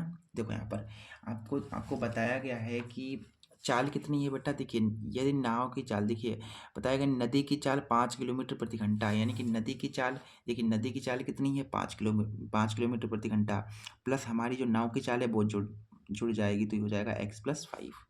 ठीक है, ये हो गया तुम्हारे पास। अगले आगे आ जाओ, देखो अच्छा ये तुम्हारे पास क्या आ गई, चाल आ गई। बाकी आपको दूरी कितनी दे रखी है, 10 किलोमीटर। तो यहाँ से अगर मैं समय निकाल लूँ तो समय बराबर क्या आ जाएगा, देखिए समय बराबर होता है दूरी बटा चाल। दूरी तुम्हारी 10 है और चाल तुम्हारी कितने आ गई, x+5 आ गई। तो ये बन गया। ठीक है, समीकरण फर्स्ट हो गई। आगे बताया गया कि देखो धारा के अनुकूल इतना समय लगेगा, आप धारा के विपरीत आ जाओ, धारा के प्रतिकूल। ठीक है, क्या है अब देखो, इलेक्ट्रिक धारा के प्रतिकूल चाल। ठीक है, नाव की चाल। ठीक है, देखिए यहाँ पर धारा के प्रतिकूल यानी कि धारा के अपोजिट हम चल रहे हैं। अगर धारा लेफ्ट चल रही तो हम क्या चल हम राइट साइड आ रहे हैं। धारा के विपरीत यानी कि जो भी हमारी चाल होगी, जो भी नाव की चाल होगी, जैसे नाव की चाल x है तो उसमें से धारा की चाल कम हो जाएगी। इसमें जुड़ रही थी क्योंकि हम अनुकूल चल रहे थे, प्रतिकूल जाने पर घट जाएगी यानी x-5 हो जाएगा। तो यहाँ पर देखो समय कितना लगेगा, समय बराबर क्या होता है, दूरी बटा चाल। दूरी 10 है और चाल तुम्हारी ये रहेगी अब की बार, ये होगी तुम्हारी समय second. According to the question यहाँ पर बताया गया है बेटा, क्वेश्चन के अनुसार यहाँ पर बताया गया है कि जो है 10 किलोमीटर दूरी तय करने में 50 मिनट में उसी स्थान पर लौट आता है। यानी कि इस स्थान से अगर वो चला था तो 50 मिनट में वापस से यहीं पर आ जाता है। कहने का मतलब इसमें से अगर आप इसे घटा दोगे तो आपको ये मिल जाएगा। ठीक है, कहने का मतलब ये 10/x+5 है, घटा देना है ये 10/x-5। तो आपको कितना मिलेगा, 50 मिनट आपको लगेंगे। कितने लगेंगे आपको 50 मिनट लगेंगे। मिनट देखो बेटा ये सब कुछ घंटे में, ये किलोमीटर पर आवर में है तो ये मिनट में नहीं, मिनट को भी घंटा में बदलना पड़ेगा बेटा, क्योंकि ये सारा कुछ घंटे में दे रखा है। देखो 10 किलोमीटर पर आवर है यानी कि जो ये घंटे में दे रखा है तो इसको भी घंटे में बदलना पड़ेगा। तो मिनट को घंटे में बदल जाओगे, बहुत आसानी है। देखो यहाँ पर इसकी गुणा इधर होगी, 10 की 1 से गुणा होगी 10x हो जाएगा, 10 की 5 से गुणा होगी 10×50। ऐसे यहाँ पर देखो -10 की इधर गुणा होगी -10x, ये हो जाएगा 10×50। इधर ये a+b है तो a² - b²। और तो कोई इसको मिनट को घंटा में बदलना है तो 60 से मुझे भाग करना पड़ेगा। अब ये हो गया तुम्हारा घंटे में। ठीक है, 10x से 10x कट गया, 50 और 50 कितना हो गया, 100 हो गए। और इधर तुम्हारे पास है x² - 52 बराबर में 50/100। 0 से 0 कैंसिल, 5 दूना 10 यानी कि इधर हो गए कितने हो गए ऊपर -20 और नीचे तुम्हारे पास है x² - 52 बराबर में कितना है 1/6। इसकी इधर गुणा कराएंगे तो x² - 52 प्लस बराबर 0। अब आपको ऐसी तो संख्या सोचनी है जिनकी गुणा कराने पर 120 आए, जिन्हें जोड़ने पर 52 आए। तो ऐसी कौन सी संख्या होंगी बताओ फटाफट, ऐसी कौन सी संख्या होंगी। तो 25 गुणा, अगर हम 25 गुणा 27 कराते हैं, 25 की गुणा 27 से करा करके देखेंगे तो 7×35 तो नहीं आ पाएगा बेटा। तो ऐसी कौन सी संख्या होंगी बताओ फटाफट। 25 और ऐसी कौन सी संख्या हो जाएंगी बेटा, ऐसी संख्या तो कोई है नहीं। इसका मतलब हमसे हो सकता है कहीं पर मिस्टेक हो गई हो। सॉरी यहाँ पर ही मिस्टेक हो गई, बड़ी मिस्टेक हो गई। बताइए क्या भाई, इसको और इसको मिला करके लग रहे हैं 50 मिनट। भाई देखो इसका समय, पहले हम यहाँ से यहाँ तक गए थे तो मुझे कुछ समय लगा, फिर हम फिर से यहाँ तक वापस आए तो समय लगा, यानी कि इन सबको जोड़ोगे तो 50 मिलेगा। मैंने घटा क्यों दिया भाई, जोड़ना है यहाँ पर, ठीक है। ये हमें जो है यहाँ पर क्या करना था, ये हमें यहाँ पर जोड़ना था, इसलिए यहाँ पर देखिए 10 की 1 से 10 एक्स हो गया, -5 ये प्लस का है, ठीक है। सो यहाँ से हमसे ये मिस्टेक हो गई बेटा, बाकी सब कुछ सही है, ठीक है। बाकी सब कुछ सही है, 10 × 10 एक्स और 10×50, ये प्लस का 50 है। ये कट जाएगा, 10 और 10 हो जाएगा 20 एक्स। ये गलत है यहाँ से, ठीक है, ये गलत है। फिर से मैं यहाँ पर देखिए बता देता हूँ। देखो यहाँ पर क्या है भाई, क्या है, देखो 10 एक्स हो गए तुम्हारे पास 20 एक्स, और बटा में ये देखिए a + b a - b यानी x² - 5 का स्क्वायर यानी कि 25, और ये तुम्हारे पास है 50/60। बाकी सब कुछ सही है, ठीक है। ऐसे ही करना है भाई। इस कारण से जो है देखिए यहाँ पर ये 0 से 0 कैंसिल आउट हो गया, फिर ये 5 चौको 20 हो गया, यानी कि यहाँ से देखिए क्या ऊपर आया, ऊपर 4x है, नीचे तुम्हारे पास है x² - का 25 और बराबर में है 6/6। नहीं कितना, ये तो ऊपर तो ये कट गया था इससे, तो ऊपर एक था 1/6 है, ठीक है। देखो इसकी गुणा इधर होगी तो x² - 25, 5 चौको 20x बराबर 0। अब आपको यहाँ पर ऐसी तो संख्या सोचनी है जिनकी गुणा कराएं तो 25 आए, जिन्हें जोड़ें तो 20 आए। ऐसी कौन सी संख्या है बताइए जिनकी गुणा कराने पर 20 आए, जिन्हें जोड़ने पर इतना आ जाए। तो बताओ यहाँ पर तो कौन सी संख्या होगी, 4 × 5 = 20 और एक 20 × 20 हो जाएगा। हाँ बेटा यहाँ पर देखिए 6 चौक 24 होगा, ठीक है, 6 चौक 24 होगा। ये पता नहीं भी ध्यान मेरा हट रहा है, ठीक है। ये गुणा कराओगे ना 6 चौक 24 होगा यहाँ पर। तो ऐसी तो संख्या सोची जिनकी गुणा कराएं तो 25 आए, जिन्हें जोड़ें सॉरी जिन्हें घटाएं तो 24 आ जाए। तो ऐसी आपकी संख्या हो जाएंगी 12 दूना 24 होता है, ठीक है, और एक होता है 24 × 1 बेटा। देखो 24 की 1 से जब आप गुणा कराओगे, नहीं 25 की 1 से, 25 की जब आप 1 से गुणा कराओगे तो 25 की 1 से गुणा करोगे 25 आएगा, और 25 में से 1 जाएगा तो 24 आएगा। तो आपकी संख्याएं आ गई हैं, आपने सोच ली हैं। अब यहाँ पर रख दो, देखो यहाँ पर, देखो यहाँ पर क्या x² है, यहाँ पर आपको संख्या रख देनी है, जैसे कि -25 है, फिर ये +x है, फिर -25 बराबर में 0। बेटा यहाँ से कॉमन तुम्हारा x हो जाएगा तो x - 25 बचेगा, यहाँ से कॉमन तुम्हारा +1 होगा तो x - 25 बचेगा। बेटा ये कॉमन वाला एक साथ लिख लेना है आपको, और ये 2 बार है तो इसको 1 बार लिखना है। देखिए ये भी 0 के बराबर है, ये भी 0 के बराबर है, एक एक को डाल दो। जब आप x + 1 को डालते हो 0 के बराबर तो आपको x बराबर -1 मिलेगा, यानी कि ये चाल आ गई। और जब आप अगर x - 25 जो है इसको डालते हुए 0 के बराबर तो आपको मिलता है x बराबर 25। तो यहाँ पर आपके 2 आंसर हो गए, एक तो ये km/h आया और एक आई ये। बट अब माइनस में चाल थोड़ी ना होगी, तो माइनस वाला तो उत्तर होगा नहीं, यानी प्लस हमारा उत्तर हो जाएगा, ठीक है। तो ये तुम्हारा हो गया नाव की चाल। तो यहाँ पर लिख दो कि अतः नाव की चाल 25 km/h होगी, 25 km/h, ठीक है, पर आवर। इस तरीके से हमें इस क्वेश्चन को करना था। अगले क्वेश्चन पे आ जाओ। अथवा वाला क्वेश्चन इसका कह रहा है, देखिए मैं थोड़ा जूम कर लेता हूँ, हो सकता है आपको थोड़ा ना दिख रहा हो। देखिए बेटा अगला क्वेश्चन कह रहा है कि यदि BL और CM एक समकोण त्रिभुज ABC की मध्यिकाएं हैं, कोण A 90 डिग्री है, तो सिद्ध कीजिए कि 4 × BL² + CM² बराबर 5 ABC² होगा। बेटा ये वाला क्वेश्चन भी हमने कराया है, ठीक है, ये वाला भी क्वेश्चन हमने कराया है पीछे जब हमने सेट कराए थे ना, तो ये क्वेश्चन कराया था, ठीक है। देखिए अथवा वाला क्वेश्चन ये सबसे पहले बताया गया है कि एक समकोण त्रिभुज ABC है, तो आपको यहाँ पर बना लेना है एक समकोण त्रिभुज। ये बन गया तुम्हारा समकोण त्रिभुज ABC बन गया, ठीक है।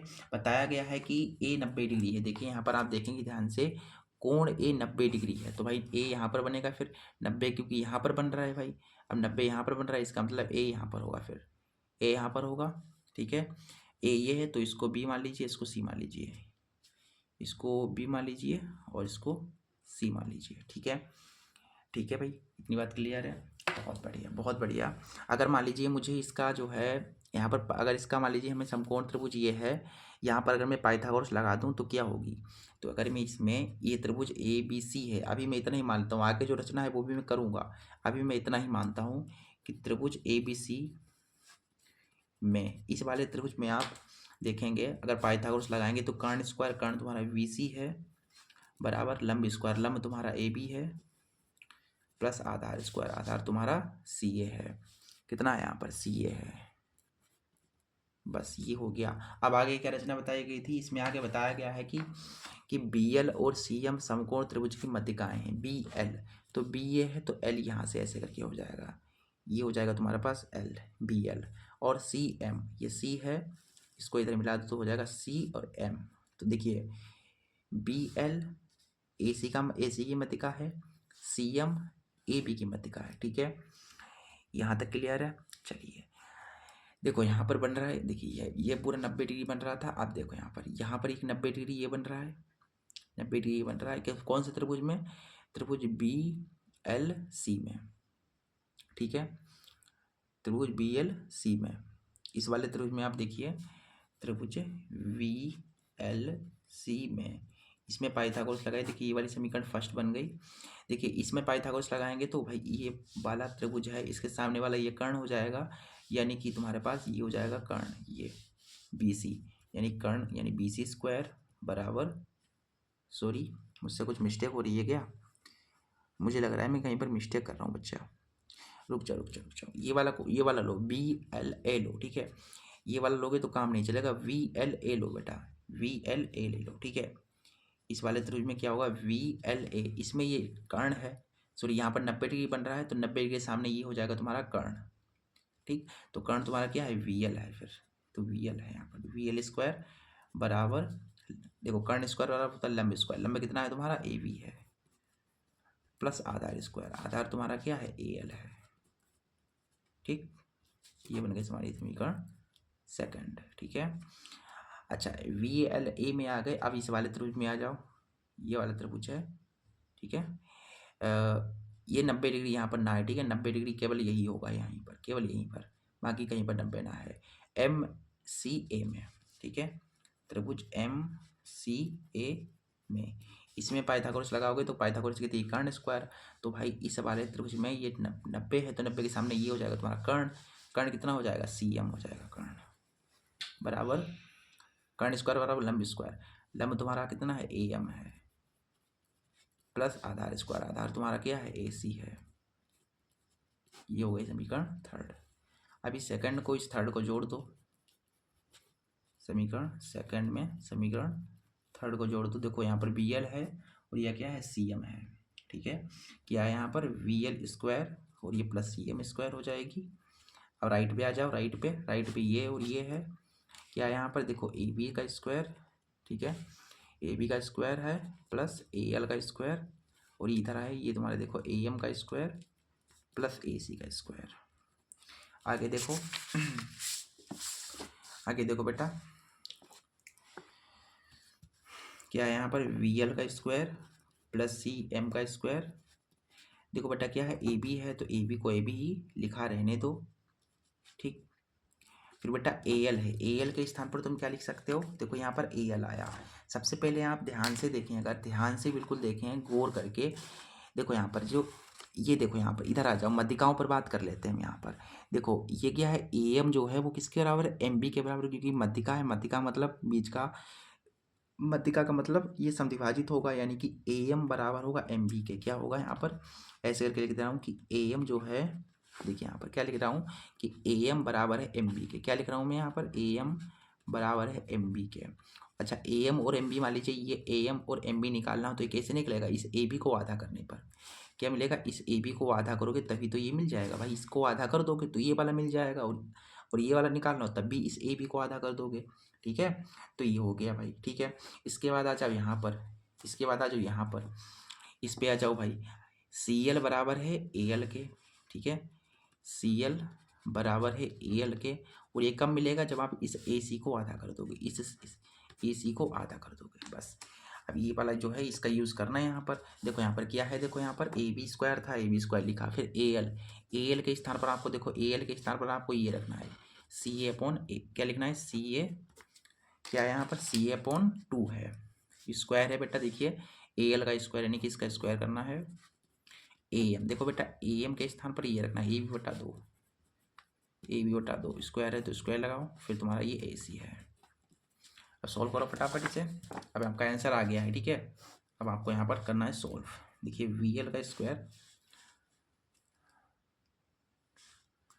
बताइए सब कुछ दिख रहा है ना आप सभी को क्लियर? मुझे लग रहा है यहाँ पर धुंधला धुंधला आ रहा है, रुक जाइए मैं थोड़ा साफ कर देता हूँ। ठीक है, देखिए बी एल है प्लस सी एम है, यहाँ से ए बी का स्क्वायर है, देखो ये ए सी है, ए सी का स्क्वायर, देखिए स्क्वायर इस पर भी है यानी कि ए सी का स्क्वायर है, और इसी का क्या है स्क्वायर है, और स्क्वायर 2 का स्क्वायर करोगे तो 4 आएगा, क्योंकि स्क्वायर इसके ऊपर भी इसके ऊपर भी है, मतलब दोनों पर है ना। फिर देखो ए बी के ऊपर भी स्क्वायर चढ़ा हुआ है तो हो जाएगा ए बी का स्क्वायर, और स्क्वायर 2 के ऊपर भी यानी कि 4 हो जाएगा, और ये तुम्हारा है ए सी का स्क्वायर। इसे ज़रा सॉल्व कीजिए। देखिए यहाँ से क्या है v L square plus C M square, a b वाला ए बी के साथ, तो इसको देखो यहाँ पर क्या, हम इसको क्लियरली एक साथ लिख लो। ठीक है, ए बी वाले को ए बी वाले के साथ, और इस ए सी को इस ए सी के साथ लिख लो बेटा 4 प्लस ए सी स्क्वायर। देखो यहाँ से वी एल स्क्वायर बेटा हो गया है, चिंता ना करो, हो गया है। ठीक है, देखो इसकी जो है बटे में कुछ ना तो 4 की, देखो 4 ए बी प्लस 1 यानी कि 5 ए बी स्क्वायर, और बटा में 4, 5 की ए सी 5, देखो सॉरी 4 ए सी 4 और 1 5, 5 ए सी स्क्वायर बटा में 4। देखो यहाँ से v L square plus C M square, नीचे 4 एक जैसा तो एक बार लिख लोगे, ऊपर ये जुड़ जाएंगे, 5 a b square plus 5 a c square. देखो यहाँ से v L square plus C M square, 5 और 5 कॉमन है, फिर ऊपर बचेगा तुम्हारे पास देखिए a b square plus a c square, और बट्टा में 4, 4 इधर गुणा कर लेगा यानी कि 4 इधर गुणा में आ जाएगा। देखो ना इसकी गुणा इधर हो जाएगी, 4 गुणा v L square plus C M square, एक की गुणा इधर होगी तो वही रहेगा यानी कि यही रहेगा। ठीक है, और बेटा ध्यान से देखो a b square plus a c square किसके बराबर है, समीकरण फर्स्ट में देखिए a b square plus a c square, देखिए ए बी का स्क्वायर प्लस ए सी का स्क्वायर, देखिए यहाँ पर ए बी का square plus a c square किसके बराबर है, ये बी सी स्क्वायर के बराबर है बेटा। तो यहाँ पर हम क्या लिख देंगे, समीकरण फर्स्ट से देखो यहाँ से 4 गुना V L square plus C M square बराबर 5 गुना, ये किसके बराबर पूरा का पूरा था, देखिए ये किसके बराबर था, देखिए ये था बी सी के स्क्वायर के बराबर, बी सी स्क्वायर के बराबर है ये पूरा का पूरा बेटा, यही प्रूव करना था तुम्हें, और ये आराम से हो गया। ठीक है, यही तो तुमको लाना था। ये देखिए 4 into b l square plus C M square 5 b c square, ये देखिए आ गया। ठीक है, अगले क्वेश्चन में आ जाओ। अगला क्वेश्चन नंबर 5वां कह रहा है कि निम्नलिखित समीकरण से एक्स और वाई का मान ज्ञात कीजिए। ठीक है, एक्स और वाई का मान निकालना है यहाँ पर, तो भाई रेखीय समीकरण है हमारे पास, 2 रेखीय समीकरण है। 5वां है क्वेश्चन, पहली जो रेखीय समीकरण है वो कुछ इस तरीके से देखिए, देखो बेटा यहाँ पर क्या है 30 बटा एक्स माइनस वाई प्लस 44 बटा एक्स प्लस वाई बराबर 10 है, और फिर है तुम्हारे पास 40 बटा एक्स माइनस वाई प्लस 55 बटा एक्स प्लस वाई बराबर में 13। ठीक है, तो बेटा इनको अगर आप डायरेक्ट सॉल्व करोगे तो नहीं हो पाएगा, यहाँ पर आपको मानना पड़ेगा इसका गुणा कुछ नहीं तो 1, इसका गुणा कुछ नहीं तो 1, इसका गुणा कुछ नहीं तो 1, इसका गुणा कुछ नहीं तो 1। देखो बेटा 1 बटा एक्स माइनस 1 इधर भी है, इधर भी 1 बटा एक्स माइनस 1 है, तो हम यहाँ पर कुछ मान लेंगे। ठीक है, जो 1 बटा एक्स माइनस 1 है सॉरी यहाँ पर देखिए 1/x-y इधर भी है, 1/x-y इधर भी है। तो अब हम क्या करेंगे, 1/x-y को कुछ मान लेते हैं, यहाँ पर मैंने a मान लिया, तथा इसी प्रकार से आप देखिए 1/x+y 1/x+y दोनों तरफ है, इसको भी कुछ मान लो, जो दोनों तरफ इसको मान लेंगे, इसको b मान लिया। अब ऐसा करने से क्या हुआ भाई, इससे करने से फ़ायदा क्या हो गया बताओ मुझे। ऐसा करने से बहुत कुछ फ़ायदा हुआ हमें। देखो यहाँ पर, यहाँ से क्या हो गया, देखो ये 3, ये तुम्हारे पास क्या है 30 है, ठीक है, ये 30 है, ये पूरा का पूरा क्या माना है, देखो 1/x-y, ये क्या माना है, a माना है हमने, और फिर 44 है 1/x+y, कितना माना है, v माना है, तो बराबर में 10। ये बन गई हमारी समीकरण पहली। इसी प्रकार यहाँ पर देखो 40 है, फिर ये पूरा का पूरा 1 ये a माना है, 55 है 1/x+y, ये माना है v, बराबर में 13। ये बन गई समीकरण समीकरण सेकंड। अब इन्हें हल कर दीजिए, ए और बी के मान मिलेंगे, जो ए और बी के मान आते हैं उनको आपको यहाँ पर रखना है, 100 के मान मिल जाएंगे, ठीक है, इस तरीके से करना है आपको। अब देखिए यहाँ पर इनको हल करने के लिए क्या करता हूँ, इस वाली समीकरण में मैं करा देता हूँ यहाँ पर 40 से गुणा, 40 से कराओगे, या फिर ऐसा करो 4 से करा दो, इसमें 4 से गुणा करा दो, इस समीकरण फर्स्ट में 4 से गुणा करा दो, इस समीकरण सेकंड में ऐसा करके लिख दूँ मैं, इस समीकरण जो फर्स्ट है उसमें 4 से, व जो सेकंड है उसमें हम 3 से क्या करा रहे हैं, गुणा करा रहे हैं। देखो इसमें 4 से करानी है तो 4 3 12 a, 4 6 16, 4 6 16 और 1 17 v, और ये 40, समीकरण बन गई थर्ड। उसके बाद इसमें 3 से करानी है, 3 6 12 a, 3 15 15 और 1 16 v, 3 3 9 3 कम 3, ये बन गई फोर्थ। इन्हें क्या करिए, इन्हें हल कीजिए, इन्हें क्या कर दीजिए, घटा दीजिए। घटाएंगे जब आप समीकरण थर्ड से फोर्थ को, तो घटाने पर ये कैंसिल आउट हो जाएगा, तो 176 में से 165 जाएगा, तो यहाँ से 11 v बचेगा, और 44 से 39 चला जाएगा तो 1 बचेगा, ठीक है, 1 बचेगा, यानी कि v का मान आएगा 1/11। अब v का मान समीकरण फर्स्ट सेकंड थर्ड फोर्थ किसी में भी रख दो, a का मान मिल जाएगा। हम क्या करते हैं, समीकरण जो है फर्स्ट में रख दे रहा हूँ मैं मान, समीकरण फर्स्ट में जो है हम v का मान रख दे रहे हैं, ठीक है बेटा। समीकरण फर्स्ट तुम्हारे पास क्या है, 30a + 40 है, देखिए यहाँ पर क्या है 30a + 44 v बराबर 10 है। यहाँ पर मान को रखिए फटाफट, 44 है, फिर देखिए यहाँ पर क्या है v है, v कितना है बेटा, देखिए 1/11 है, और बराबर में 10 है। काटने पर 10 चौको 11 चौको 44, फिर ये तुम्हारे पास 30a बराबर 10, प्लस का 4 इधर आएगा, ये माइनस का 4 हो जाएगा, 30a बराबर 6 बचे यहाँ पर, तो a बराबर आ गया 6/30, यानी 3 दूनी 6, 3 कम, ठीक है, और ये ठीक है, यानी a का मान आ गया 1/5। ए और बी के मान मिल गए बेटा। इन मानों को मैंने बताया था इस समीकरण में रखना है, इन समीकरणों में। इसे मैं समीकरण नाम दे देता हूँ एफ, और इसे नाम समीकरण दे देता हूँ जी। समीकरण एफ और जी में जो है मान को रख दीजिए। समीकरण पहले एफ में चलेंगे हम, ठीक है। समीकरण एफ में, समीकरण एफ में आपको पता है क्या है, 1/, क्या है समीकरण एफ, देखिए 1/x - y बराबर a है। क्या है, 1/x - y बराबर a है। a कितना आया, 1/5 आया। इसकी गुणा इधर कराओगे तो x - y come x - i, 5 की 1 से होगी 5। ये बन गई समीकरण तुम्हारी। इसको कुछ और नाम दे दीजिए, इसको नाम दे दीजिए आप 7 नाम दे दीजिए, 7वीं समीकरण ऐसे करके, जो भी आपकी मर्जी है, अपना नाम दे दो, सुमित वगैरह जो भी तुम्हारा, ठीक है, कुछ भी दे सकते हो आपका नाम। फिर इसके बाद समीकरण एफ हो गई, फिर जी में समीकरण जी तुम्हारी कौन सी भाई है, इसमें समीकरण जी देखिए 1/x + y बराबर v है।